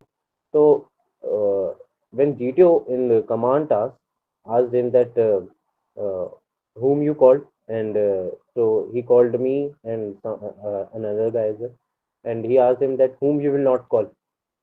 तो ऐसे बात पे जहाँ पे आपको किसी का नाम नहीं लेना चाहिए, so chest number 8 clearly told that I won't call chest number 6, and he asked him why. तो वो बोलता सर उसने मेरे को बोलने नहीं दिया, उसने मेरे को बार बार रोका. he was speaking like gentleman, let me speak too. So GTO was like okay, but still he got the chest number 6 got recommended and chest number 8 didn't. Why? Because chest number 6 ने जहाँ humbleness से बोला था कि gentleman please let me speak too, और chest number 8 के बीच में chest number 8 के पास ego थी क्या, that how he stopped me like this. chest number 6 की तरफ से कोई हेटफुलनेस नहीं थी, डिस्पाइट द जीडी में वो उसने कितना डोमिनेट करने की कोशिश किया नहीं की. जब जीटीओ ने सब पूछा whom you will not call, इसमें किसी का नाम नहीं लिया. So that is why being humble is very much important. ठीक है, you are not there to make enemies. कुछ दोस्त तो आपके जीवन भर तक रहेंगे एसएसबी वाले, okay, for a very long time. So you must meet new people, you must try to make new friends. During assessment कुछ भी हो, does not let that affect you. Okay, सब वहाँ पे परफॉर्म करने आए हैं. Everybody there is to perform. But are you able to perform with the group? That is what GTO interview or who everybody is looking. That are you able to perform with adapting to the surroundings? So that is the thing. Now I will give Sachin some time to speak as well, and the points which he will like to add. It's definitely nicely covered everything, and it's not just about personal interview, but it's about complete psych, which kind of thinking and ideology you should have to become an officer, which is really covered by Gautam. So, how's it yourself, everyone? Uh, Tell me with your reactions. Are you awake? Mic bande Gautam. Yeah, at least you guys should react like that. Yeah, reaction Uh-huh. आने में भी कैसे लगता है. Okay. So, see, तुम फौज में अफसर बनोगे, तो एक अफसर को एक एक आदमी जिसने 15 साल सर्विस की है, सूबेदार मेजर बना है, इसने कॉम्बैट्स देखा है, उसने कॉम्बैट देखा है, ऑपरेशंस देखे हैं, उसने लाइफ को स्टेक पे लगा चुका, उसके अंडर बहुत सारे बंदे हैं, ठीक है. On the very first day when a lieutenant joins the unit, when he get commissioned, the Subedar major who is senior at age with the experience and who have seen much life than a young lieutenant, he salutes a Subedar major. So being an officer is a responsibility. You are there, you are a commissioned officer of government organization, and you have the authority to make choices, to make decisions when life is at stake. So services selection board is not going to select a timid candidate, or even if they have some doubt, will this man stand out in war and in situation of tension, तो वो ये सारी चीजें देख के ही तुम्हें recommend करेंगे. So come on, you do not, of course I'm not saying that you have to be the best person, but you, as a terms mentioned by Gautam, that you have to be a average potential officer, average, है ना. So you have to be holistically developed. तुम्हें बोलना आना चाहिए, तुम्हें क्या बोलना है वो पता होना चाहिए, तुम्हें करना आना चाहिए, कैसे करना है वो आना चाहिए, ठीक है, in every walk of life. और तुम्हें सीखना भी आना चाहिए, तुम्हें गिरकर उठना भी आना चाहिए, ठीक है, तुम्हें हार को एक्सेप्ट भी करना होना चाहिए. जो means you are cooperative with defeats, you are cooperative with others, you accept that others can be better than me at times and I need to learn from them, not to वहां उनसे जलना नहीं है, तुम्हें अच्छी चीजों से जीवन में सीखना होता है. when you are under, ऊपर देखो, इज्जत से देखो, उनसे सीखने की कोशिश करो. और अगर तुमसे कोई नीचे है या फिर कोई भी, ऐसा नहीं होता कि someone is higher, someone is, no, it's in different activity. Like for swimming, मुझे swimming नहीं आती, but Gautam might be better at that, तो मैं उससे सीखूंगा, बहुत कुछ सीखूंगा. और it can be different with different things. Okay, so you have to make a sane mind of yourself. So first of all, let us now talk about a personality trait जिसके बारे में बहुत ज्यादा डाउट होता है candidates को, about being introvert or extrovert. So personally me, I am an ambivert person. When it comes to my work, कि जब मुझे काम करना होता है, तो I am an introvert. मैं जब मेरे रीडिंग रूम या लाइब्रेरी में जाता हूँ, so I'm not that interactive with everyone because there I need to focus on my work. और मुझे वो सोलो एक्टिविटी करनी है, मैं काम करने आया हूँ, ठीक है. When I'm out, when I'm traveling, so I am an extrovert person with my friends. कि जब उनसे बात करनी है, तो I'll try to make my time beautiful with them so that I create memories कि वो मेरे साथ limited time के लिए रहेंगे, ठीक है. When I'm at parties or when I'm sitting at some function, I'm an ambivert person. I'm also reaching out to people and also staying my horses so that I do not speak much and I do not cross lines. So it's all about situations in which you have to turn your personality inward, outward, or centrist. Okay. So now let us talk about some people who think that I'm an introvert, I'm the best person. So what introvert के साथ problem क्या है ना, जो हरदम introvert रहना चाहते हैं, they actually perceive some kind of threat from society. That's why they hold themselves inside, और वो बाहर बोलना नहीं चाह रहे because they sometimes वो उन्हें डर लगता है, उन्हें पता नहीं, उन्हें ये डर लगता है कि उन्हें लोग जज करेंगे या फिर उन्हें कम समझा जाएगा. सो being an introvert is like you prefer your company rather than others because you perceive कि क्या तो उन्हें क्या तुम्हें थोड़ा सा भी या तुम्हारी इमेज को थोड़ा सा खतरा है दूसरों से, या फिर तुम्हें वो लोग ही अच्छा नहीं लगते. You see negative traits in everyone, तुम्हें सब में बुराई दिखती है. तुम पब्लिक बस में बैठे हो तो पब्लिक बस की बुराई देख रहे हो. Yeah, of course, seeing bad things are good, but also you have to see and appreciate the beauty and the positive things of life because ऐसे नहीं चलने वाला ना. अगर एक साइड पे हमेशा देखो लाइफ स्केल पे चलती है, लेफ्ट और right, and you have to be centrist. You have to be centrist to make sane decisions at time. Okay, so it's about situation, और तुम्हें अलग अलग सिचुएशन में अलग अलग तरीके से एक्ट करना है. इंट्रोवर्ट हमेशा बन के मत रह जाना, क्योंकि एट द एंड हम ह्यूमंस हम होमोसेपियंस स्ट्रॉन्ग इसी वजह से हैं क्योंकि हम कोऑपरेट करके एक दूसरे का साथ देकर सोसाइटी को आगे लेके चल रहे हैं. हम इन्वेंशन कर रहे हैं, तो वो एक इन्वेंशन सिर्फ हमारे काम नहीं आ रही, वो सबके काम आ रही है. So we are cooperating, that's why we are even stronger than lion, elephant and everything, you know. है ना, एलियंस का पता नहीं भाई, बट हाँ, we are good because we are cooperative. Or of course, there are some elements in our society which are not cooperative, criminal minds. So they are also getting eliminated.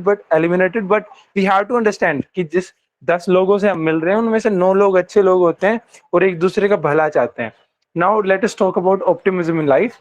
So currently I'm not talking about personal interview, but I'm like talking about on holistic way that officers should think. So let's now talk about optimism. अब जैसे कि गौतम भाई ने बोला कि जिस time पे GTO तुम सबऑर्डिनेट्स बुला रहे हो, तो you should not and you must not say कि मैं इस बंदे को नहीं बुलाऊंगा, because at times you will not be able to have वो एक चीज, एक कहावत है, फेयर वेदर एथलीट, कि मौसम अच्छा होगा, हवा ठंडी होगी, शूज बेस्ट होंगे, हवा का रुख सही होगा कि मेरे पीछे से हवा लग रही है मुझे, तभी मैं दौड़ करने जाऊंगा. तो that's not going to make you good. At times you have torn shoes, you have bad road, you have rain, you have this, that. So all sorts of situation will be there in front of you. What you need to do is you have to appreciate the current situation and make the best use of it.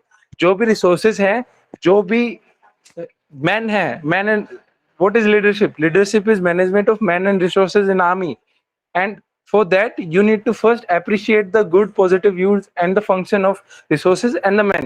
अगर कोई भी group member है, cooperative हो ना हो, अगर तुम्हें वो सबऑर्डिनेट की तरह मिला, तो as a leader you should be able to take the best out of him, और उससे जो उसकी खूबी है उस हिसाब से तुम उसे यूज करोगे और यूटिलाइज करके अपना जो ग्रुप ऑब्जेक्टिव है उससे तुम पाओगे, उसे तुम अचीव करोगे. Okay, so this is about optimism. और ऑप्टिमिज्म से, या ऑफ कोर्स अगर हम एक बस में जा रहे हैं हरियाणा रोडवेज, तो वी शुड हमें बोलना भी चाहिए कि भाई ये फिक्स टाइम पे आनी चाहिए, फिक्स टाइम पे जानी चाहिए. पर हमें ये भी बोलना चाहिए कि wow, government is doing so good work कि now those people who are not connected, जिसके पास अपना प्राइवेट व्हीकल नहीं है, they are able to travel from A place to B place. So that's also a good thing, and we should also think about this so that we are able to appreciate something and use in the same case. क्योंकि अगर हम किसी चीज की, अच्छी चीज के बारे में जानते होंगे, तभी हम उसे यूज कर पाएंगे. So that's about optimism. Now let us talk about confidence.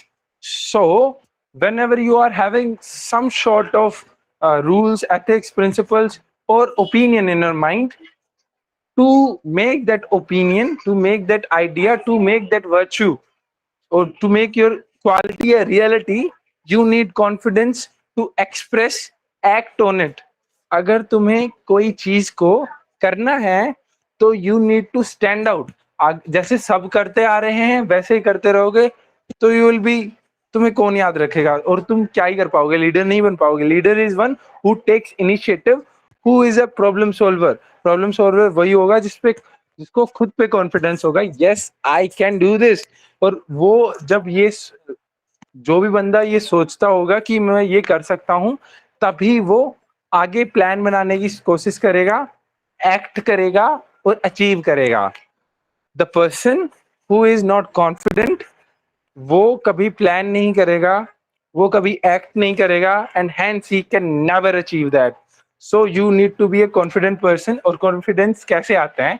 Like confidence optimism से आता है।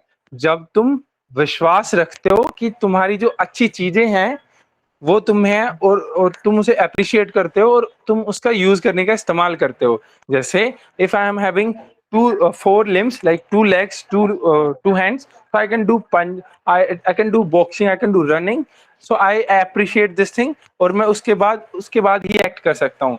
इफ यू आर थिंकिंग कि आई एम हैविंग, मेरे तो यार टांग ना बड़ी, मेरे मसल मास बड़ा कमजोर है, मेरे हाथ बड़े पतले हैं, so this very point of time you have suppressed yourself, you have made your self esteem low, you have made your self confidence low, and hence you will never act, and hence you will never achieve. So for that you have to be optimist about you कि कोई बात नहीं यार, अगर मेरा muscle mass कम है तो मैं धीरे धीरे करके इसे बढ़ा लूंगा, मैं चने खाऊंगा, मैं बनाना शेक पीऊंगा, मैं कुछ भी करूंगा, but I will improve it because I can improve and I believe in myself. So for that confidence is also important, और कॉन्फिडेंस आता है बाय टेकिंग एक्शन। कॉन्फिडेंस पहले दिन नहीं आता, तुम्हें बिलीफ लाना पड़ता है। पहले दिन तो तुम्हारा बिलीफ होता है, yes I can turn my dreams into plan and plan into action and action into achievements, and hence come, और फिर आता है confidence.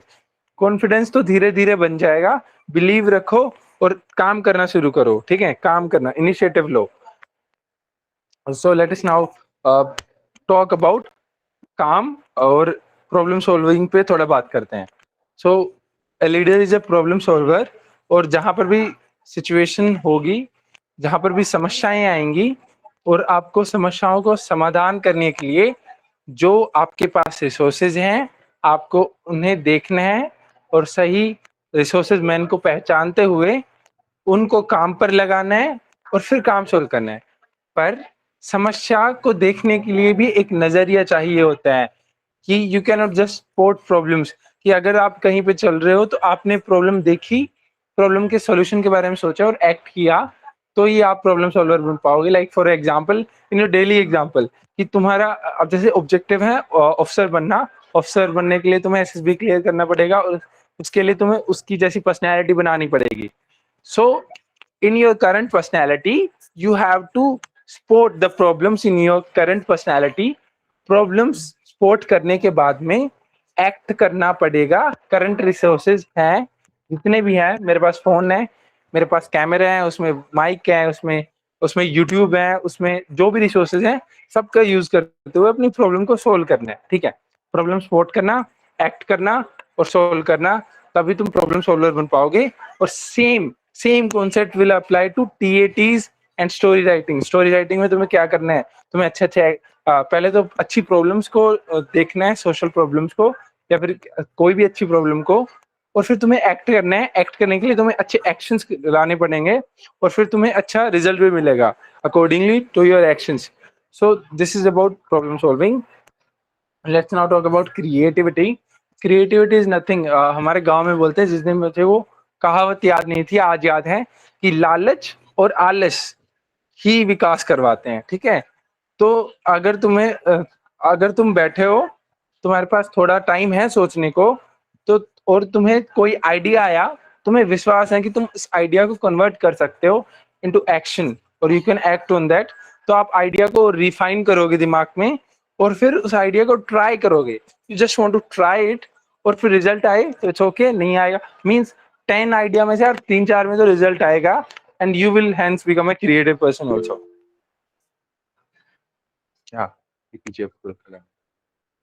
So we have talked about creativity, problem solving, leader, and let's now talk about articulate.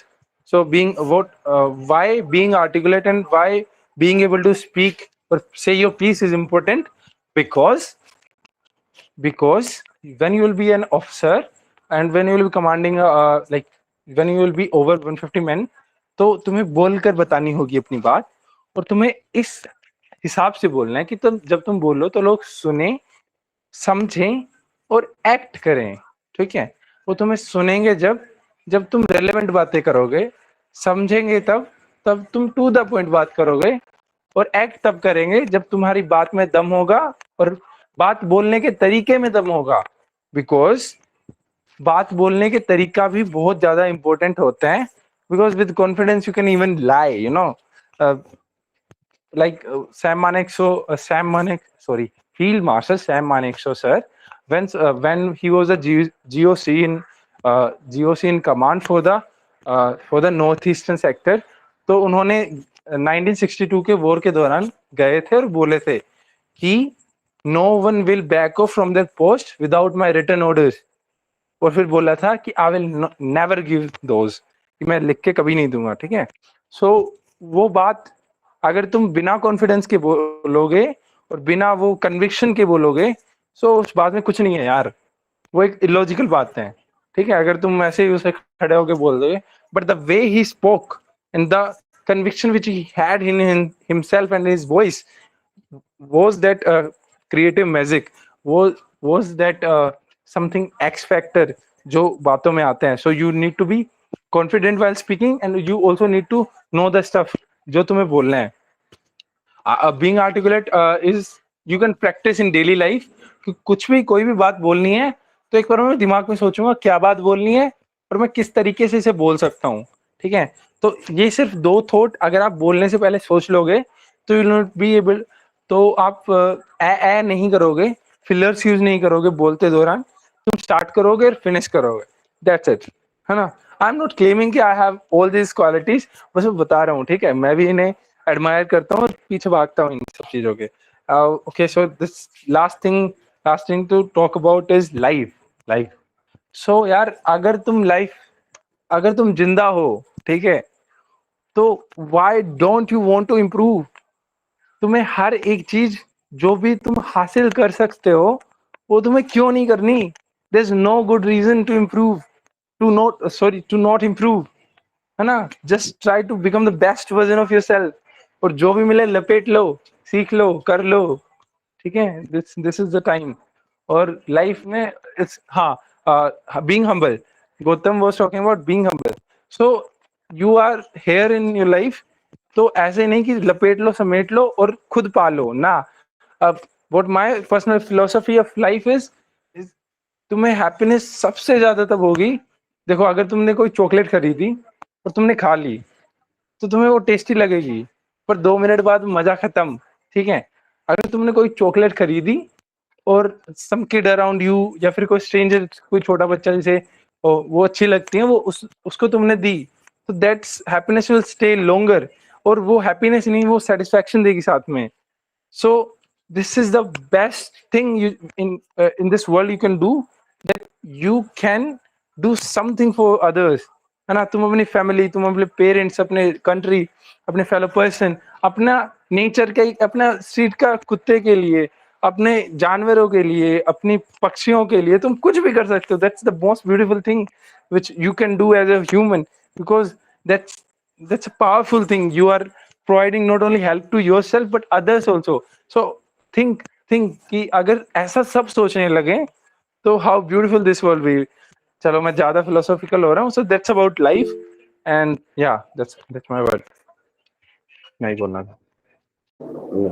Very well told by Sachin, and something which I would like to say, and also after that, if Sachin want to speak something, he will, and then it might be last week from my side for this session or this whole 4 sessions, that we were talking about being humble.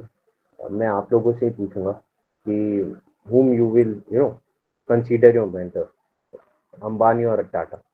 So before even you answer, I know the answer. The reason for that is because there is a difference. The difference is that whom you respect more, because you not only have to grow by yourself, but you have to help others to grow as well. And at some place, at some time, Sachin was just like you guys. I was just like you guys, we were इधर screen out, conference out. मैं तो return भी नहीं निकला था पहले, ठीक है, फिर रिटर्न निकला, स्क्रीन आउट हुआ, लगातार स्क्रीन आउट हुआ, और स्क्रीन आउट होने के बाद भी रिटर्न नहीं निकला, फिर कॉन्फ्रेंस आउट हुआ, ठीक है। सो आई हैव ऑल्सो, मैं नहीं बोलूँगा कि बैड फेज था, but a phase where things did not work out. और उसी स्टेट में ज़्यादातर बच्चे या ज़्यादातर स्टूडेंट्स, कैंडिडेट गिव अप कर देते हैं, whether it be about SSB, whether it be about any competitive exam, or whether it be about anything, business नहीं चला, छोड़ दिया। तो कंसिस्टेंट रहना is very much important. Result जरूरी नहीं है आपको पहली बार में ही मिले, जल्दी मिले, बट मिलेंगे जरूर, लेवल सबके निकलेंगे। किसी ने लिखा था चैट में परसों, तो I remember that you have to be in the race, to win the race you have to be in the race, ठीक है। और हम्बलनेस आपके मार्क्स बढ़ाए ना बढ़ाए, कभी आपके मार्क्स काटेगी नहीं। Consider this things as life. चाहे हम कोई भी आपको, हमने यहाँ पे कितनी क्वालिटीज की बात की, कितनी चीज़ों की बात की, वो आपको एसएसबी में काम आए ना आए, आपको लाइफ में काम आएंगी। वो आपको लाइफ में एज अ बेटर पर्सन बनाने के लिए बोला जा रहा है। ज़रूरी नहीं आप एसएसबी में रिकमेंड हो गए, रिकमेंड हो गए तो जाओगे ही जाओगे, नो बडी नो। बट यहाँ की जो लर्निंग्स होगी वो आप आगे भी अपनी लाइफ में लगा पाओगे, ठीक है। मैं एग्जांपल देना चाहूँगा। When I was going in Varanasi my first SSB, तो मेरे बगल में एक,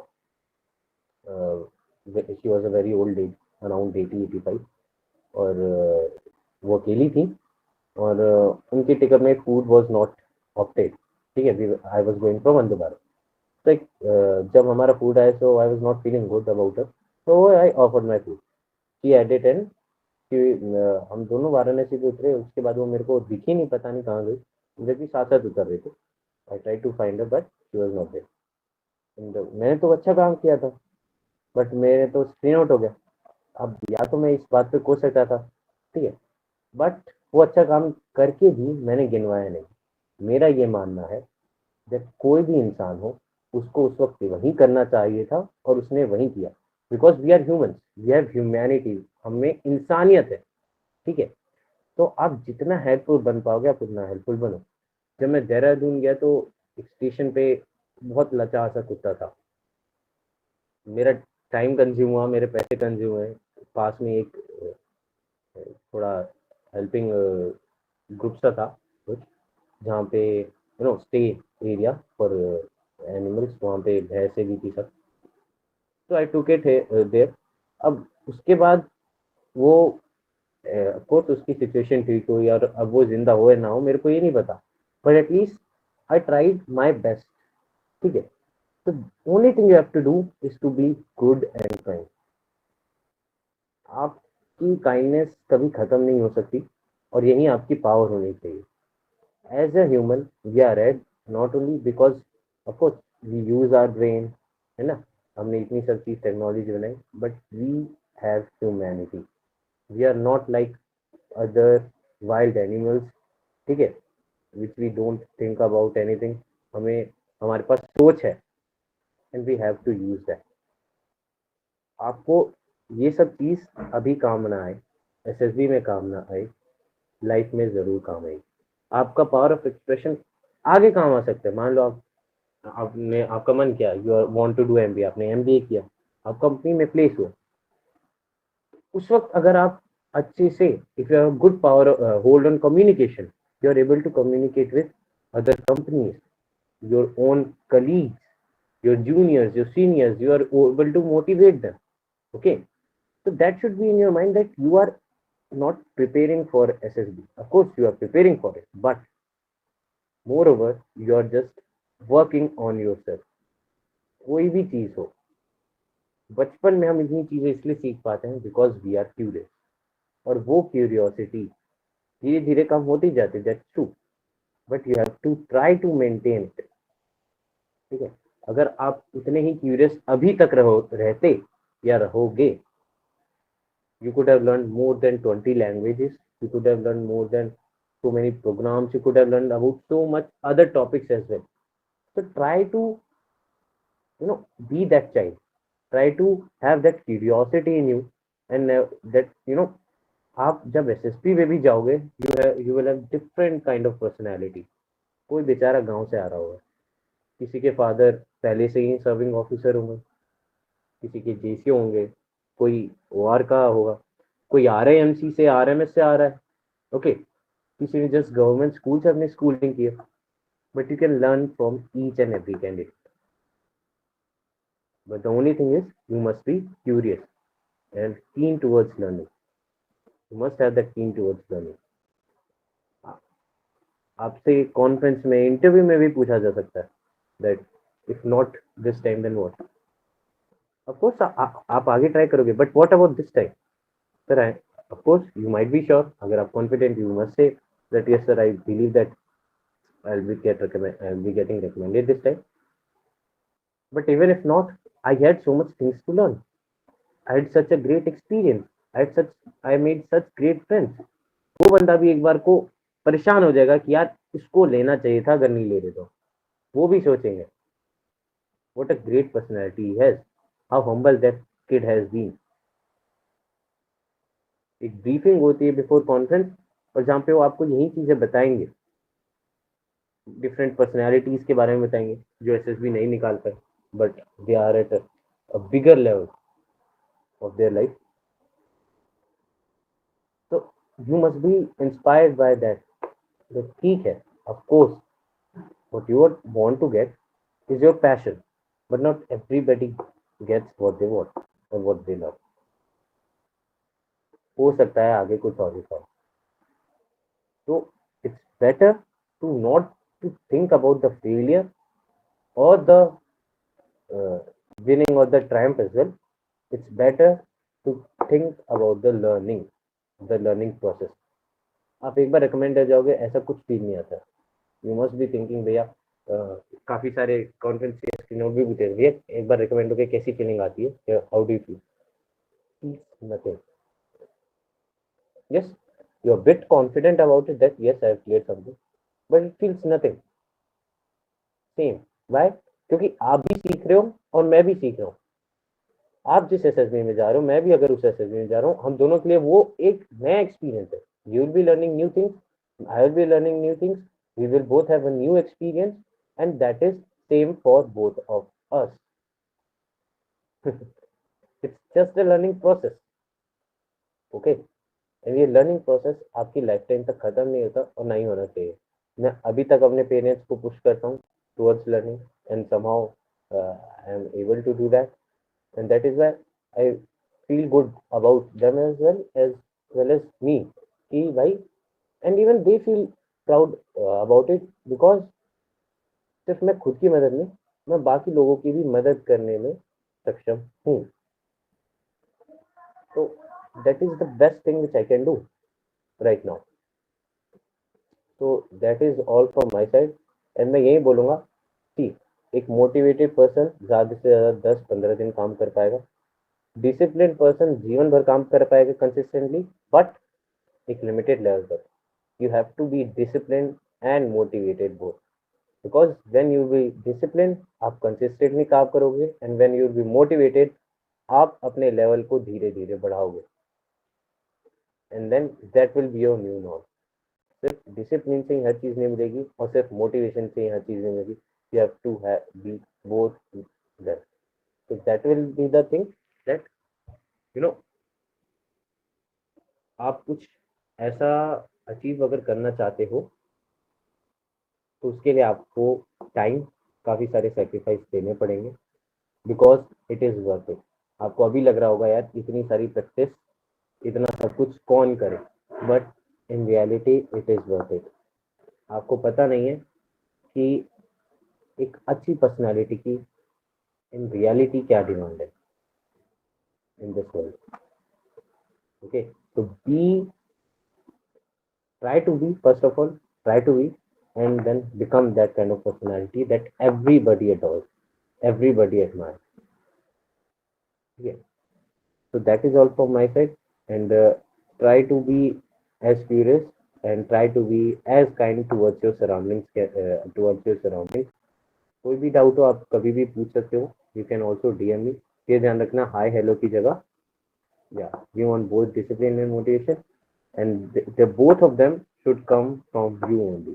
ठीक है, it should come from your inside, uh, your soul, that yes, uh, you can contact me on my either you can, you know, ask in the Telegram group, or you can also contact or DM me. I'll be there, you know. You can check the Telegram group. I am admin at there, so you can also message me. ये ध्यान रहे, hi hello की जगह सीधा आप doubt पूछना अगर कोई भी डाउट है तो, because many can inside, sorry but I don't use Insta, no, as I told you, you also have to make some sacrifices. I also have to make some sacrifice for what I am trying to be. So social media हो या फिर कोई भी आपका you know e sports हो, anything, we'll talk about it. It can be anything, and जो आपको खुश देती है, आपका टाइम पास अच्छा कर देती है, वेब सीरीज हो, मूवीज हो, ये कहीं नहीं जा रहा है. ये आप जब जीवन भर हो, आपके लिए जीवन भर तक रहेगा. I am telling you one last time, ये आपके जीवन भर तक के लिए यहाँ पे रहेगा, पर आपके पास ये टाइम दोबारा नहीं रहेगा.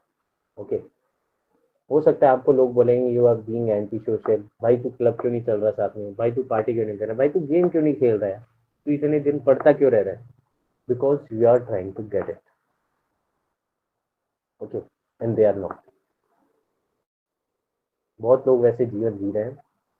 आपको मेहनत इन दी एंड करनी पड़ेगी. अब वो आपके हाथ में है कि आप पहले मेहनत करके एक एसी के कमरे में बैठोगे, या पहले मजे करके बाद में मेहनत करोगे, मजदूरी करोगे, खेती करोगे. मैं नहीं कह रहा वो प्रोफेशंस गंदे हैं. द थिंग इज, अगर आपको वो चाहिए you can go for it. या फिर आपको आराम की जिंदगी, या फिर एटलीस्ट आराम की नहीं, but you want to live a good life, a comfortable life, then you have to work for it. Nothing is free for free. So that is all from my side. And मैं ऐसा कोई specific interview, you know, believe I can't tell about it, but I will try. But बहुत ज़्यादा candidate होते, सभी students पूछते हैं, मेरे को खुद पे भी थोड़ा पढ़ाई करनी है, तो I get some time, I can. आपका टोटल कितने SSB का एक्सपीरियंस हो जाएगा? Okay, so 6 SSBs, I guess. 6 SSB. For NDA 2, for Navy Tech 2, for TS, for TES 3, for Navy Tech 2, kind 6, 7 है.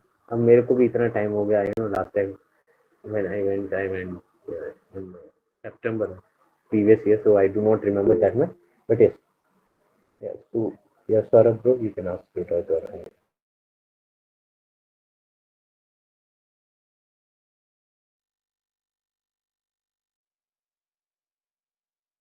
Sitting university. Yeah. Okay. So much told by Gautam, and also I also want to talk a lot. बातें तो हम कितनी ही बता सकते तुम्हें, बहुत बहुत, मतलब there's so much to tell when it comes to life and when it comes to personality. But I just want to say one thing, और ये चीज पे प्लीज विश्वास करना और बिलीव करना कि you can really do anything you want, okay? अब मैं मेरा पर्सनल एग्जांपल देना चाहूंगा, और I am not going to brag. Okay, so I'm not going to boast about good things. I'm going to tell you some really bad and lows of my life, so to give you confidence. Okay, so when I was in class 10th, I got 86.8% only, and then in class 11th, like everyone, I was a complete chill person, और बिल्कुल नहीं पढ़ाई की. 12th में भी COVID passed me through. Then after class 12th, I had my BSc first year exams. I failed it. Okay, I was a complete failure in my BSc first year exams. I went to NDA examination. I could not clear the written part of it. then I got conference out, then I got 4 times लगातार screen out, है ना, and also then I got recommended. फिर उससे पहले एक और बात, जब मैं गांव से था, फर्स्ट ऑफ ऑल तो जब मैं पहली बार city I went to city, I watch कि कैसे डीटीसी बसेस चलती हैं, कैसे मेट्रो चलती हैं, एंड बीइंग अ देहाती और फिर वो दिल्ली में जाना, it's so rush, people do not even care कि you exist as a human, you are just a body, okay there. But हाँ, I learned different things. जब सबसे पहले मैं एसएसबी की कोचिंग में गया था, I learned urban life कि कैसे ट्रैवल करते हैं, कैसे बोलते हैं. So my point is I have been a complete failure of life, और बहुत फेलियर्स देखे हैं, बहुत स्क्रीन आउट और बहुत बार बहुत गलतियां की एसएसबी में, बहुत गंदी नरेशन में रुका हुआ हूँ. सो माय पॉइंट इज दैट हाँ, स्कूल में फिर पॉजिटिव पार्ट के बारे में बात नहीं करते हैं, वो इतना रेलेवेंट नहीं है, और हो भी तो ठीक है. So my point is we can achieve anything we want, you just have to believe in yourself and you have to take action. That's honestly, तुम्हें काम तो करना ही पड़ेगा, ठीक है. That's all from my side. और हाँ, और एक और चीज होती है कि जब तुम पूछते हो ना पर्सनली हेल्प के लिए, तो I think for greater good, Gautam, you can relate कि हम हाँ हेल्प करना चाहते हैं, but we can not just practically help everyone in DMs. So that's why we are focusing on meets, और कलेक्टिवली लोगों को जो भी 3-4 घंटे रुक पा रहे हैं, जैसे अब कितने बंदे रुक पा रहे हैं, so you are putting in efforts brother, you are putting in your energy. So yeah, so एक पर्सनल लाइफ में इन्वेस्टमेंट करने से हेल्प की, वो थोड़ा रिस्की भी हो जाते हैं उस पर्सनल बंदे पर, बट अगर हम ऐसे करके किसी ऐसे प्लेटफॉर्म पे डाल दे जहाँ पर कोई भी एक्सेस उसे कर सकते हैं, so that can help a lot person और at a larger scale. So that's our greed. Gautam sir and Sachin sir, can I say something? Yes, of course. First of all, sir, thank you for having me on your platform. And I'm serving soldier, and right now I'm posting in Tawang, and I'm getting this opportunity that I'm able to interact with you, and you are sharing multiple things, which is really going to help me out. But sir, I'm unable to introspect myself because this is my fourth attempt, and continuously I'm getting confidence out and confidence out. So this is and what I'm trying to think, sir, I just wanted to take you 15 minutes only for the next interview, not this time, to personally interact with you. If you will be able to manage your time, then it would be great honor to me, sir. Okay, Saurabh. First of all, I have also been in town. It is a beautiful place, and of course, you might love that. And you can DM me. I will be able to help you. I will surely try to. And even if Sachin, और नहीं तो हम अगर कोई दूसरे sessions करेंगे, we will also try that उधर students का भी इंटरेक्शन हो. We are thinking about it, जहाँ पे स्टूडेंट भी ज्यादा इंटरेक्ट कर पाए, instead of us just giving the advices. हम स्टूडेंट्स के इश्यूज को और अच्छे से जान पाए, and we can work on that. Of course we are thinking about it. Till then आप ग्रुप में, नहीं तो you can ask us as DM. As soon as I get some time, मैं mostly हर एक स्टूडेंट का ही हर एक doubt clear करता हूँ, and of course I will help you in that. हो सकता है थोड़ा टाइम लगे, but of course I will surely do that. Don't worry about it. Sir, actually my SSB will be in August. I am for a special commission officer. Yes, so, I got it as you are serving soldier. So either you can go with ACC or SCO entry. So there's no problem in it. And see, introspection at some point आपको खुद ही करना पड़ेगा. मैं ये नहीं कह रहा for SSB. Of course for SSB आप मेरे से थोड़ा पूछ पाओगे, आप दूसरे कैंडिडेट से पूछ पाओगे, आप अपने जो आपके सीनियर ऑफिसर्स हैं आप उनसे भी इंटरेक्ट करके थोड़ा पूछ पाओगे, या फिर वो भी आपको गाइड कर पाएंगे. But what about introspection in life? तो आपको धीरे धीरे खुद समझना पड़ेगा कि आखिर कुछ तो experience, as you have been 4 SSB, तो कुछ एक्सपीरियंस से आपको पता लग रहा होगा, कुछ अपनी परफॉर्मेंस से पता लग रहा, जो रेकमेंड हो रहे हैं उनके साथ इंटरेक्शन करके आपको पता लग रहा होगा. ठीक है, तो you must be able to introspect yourself, because at time SSB में भी वो आपको अपने आप को इंट्रोस्पेक्ट करवा सकता है. Correct. Yes, by any kind of question he can ask, ठीक है, ही हैज 100 ऑफ वेज। तो आप उस सिचुएशन के लिए भी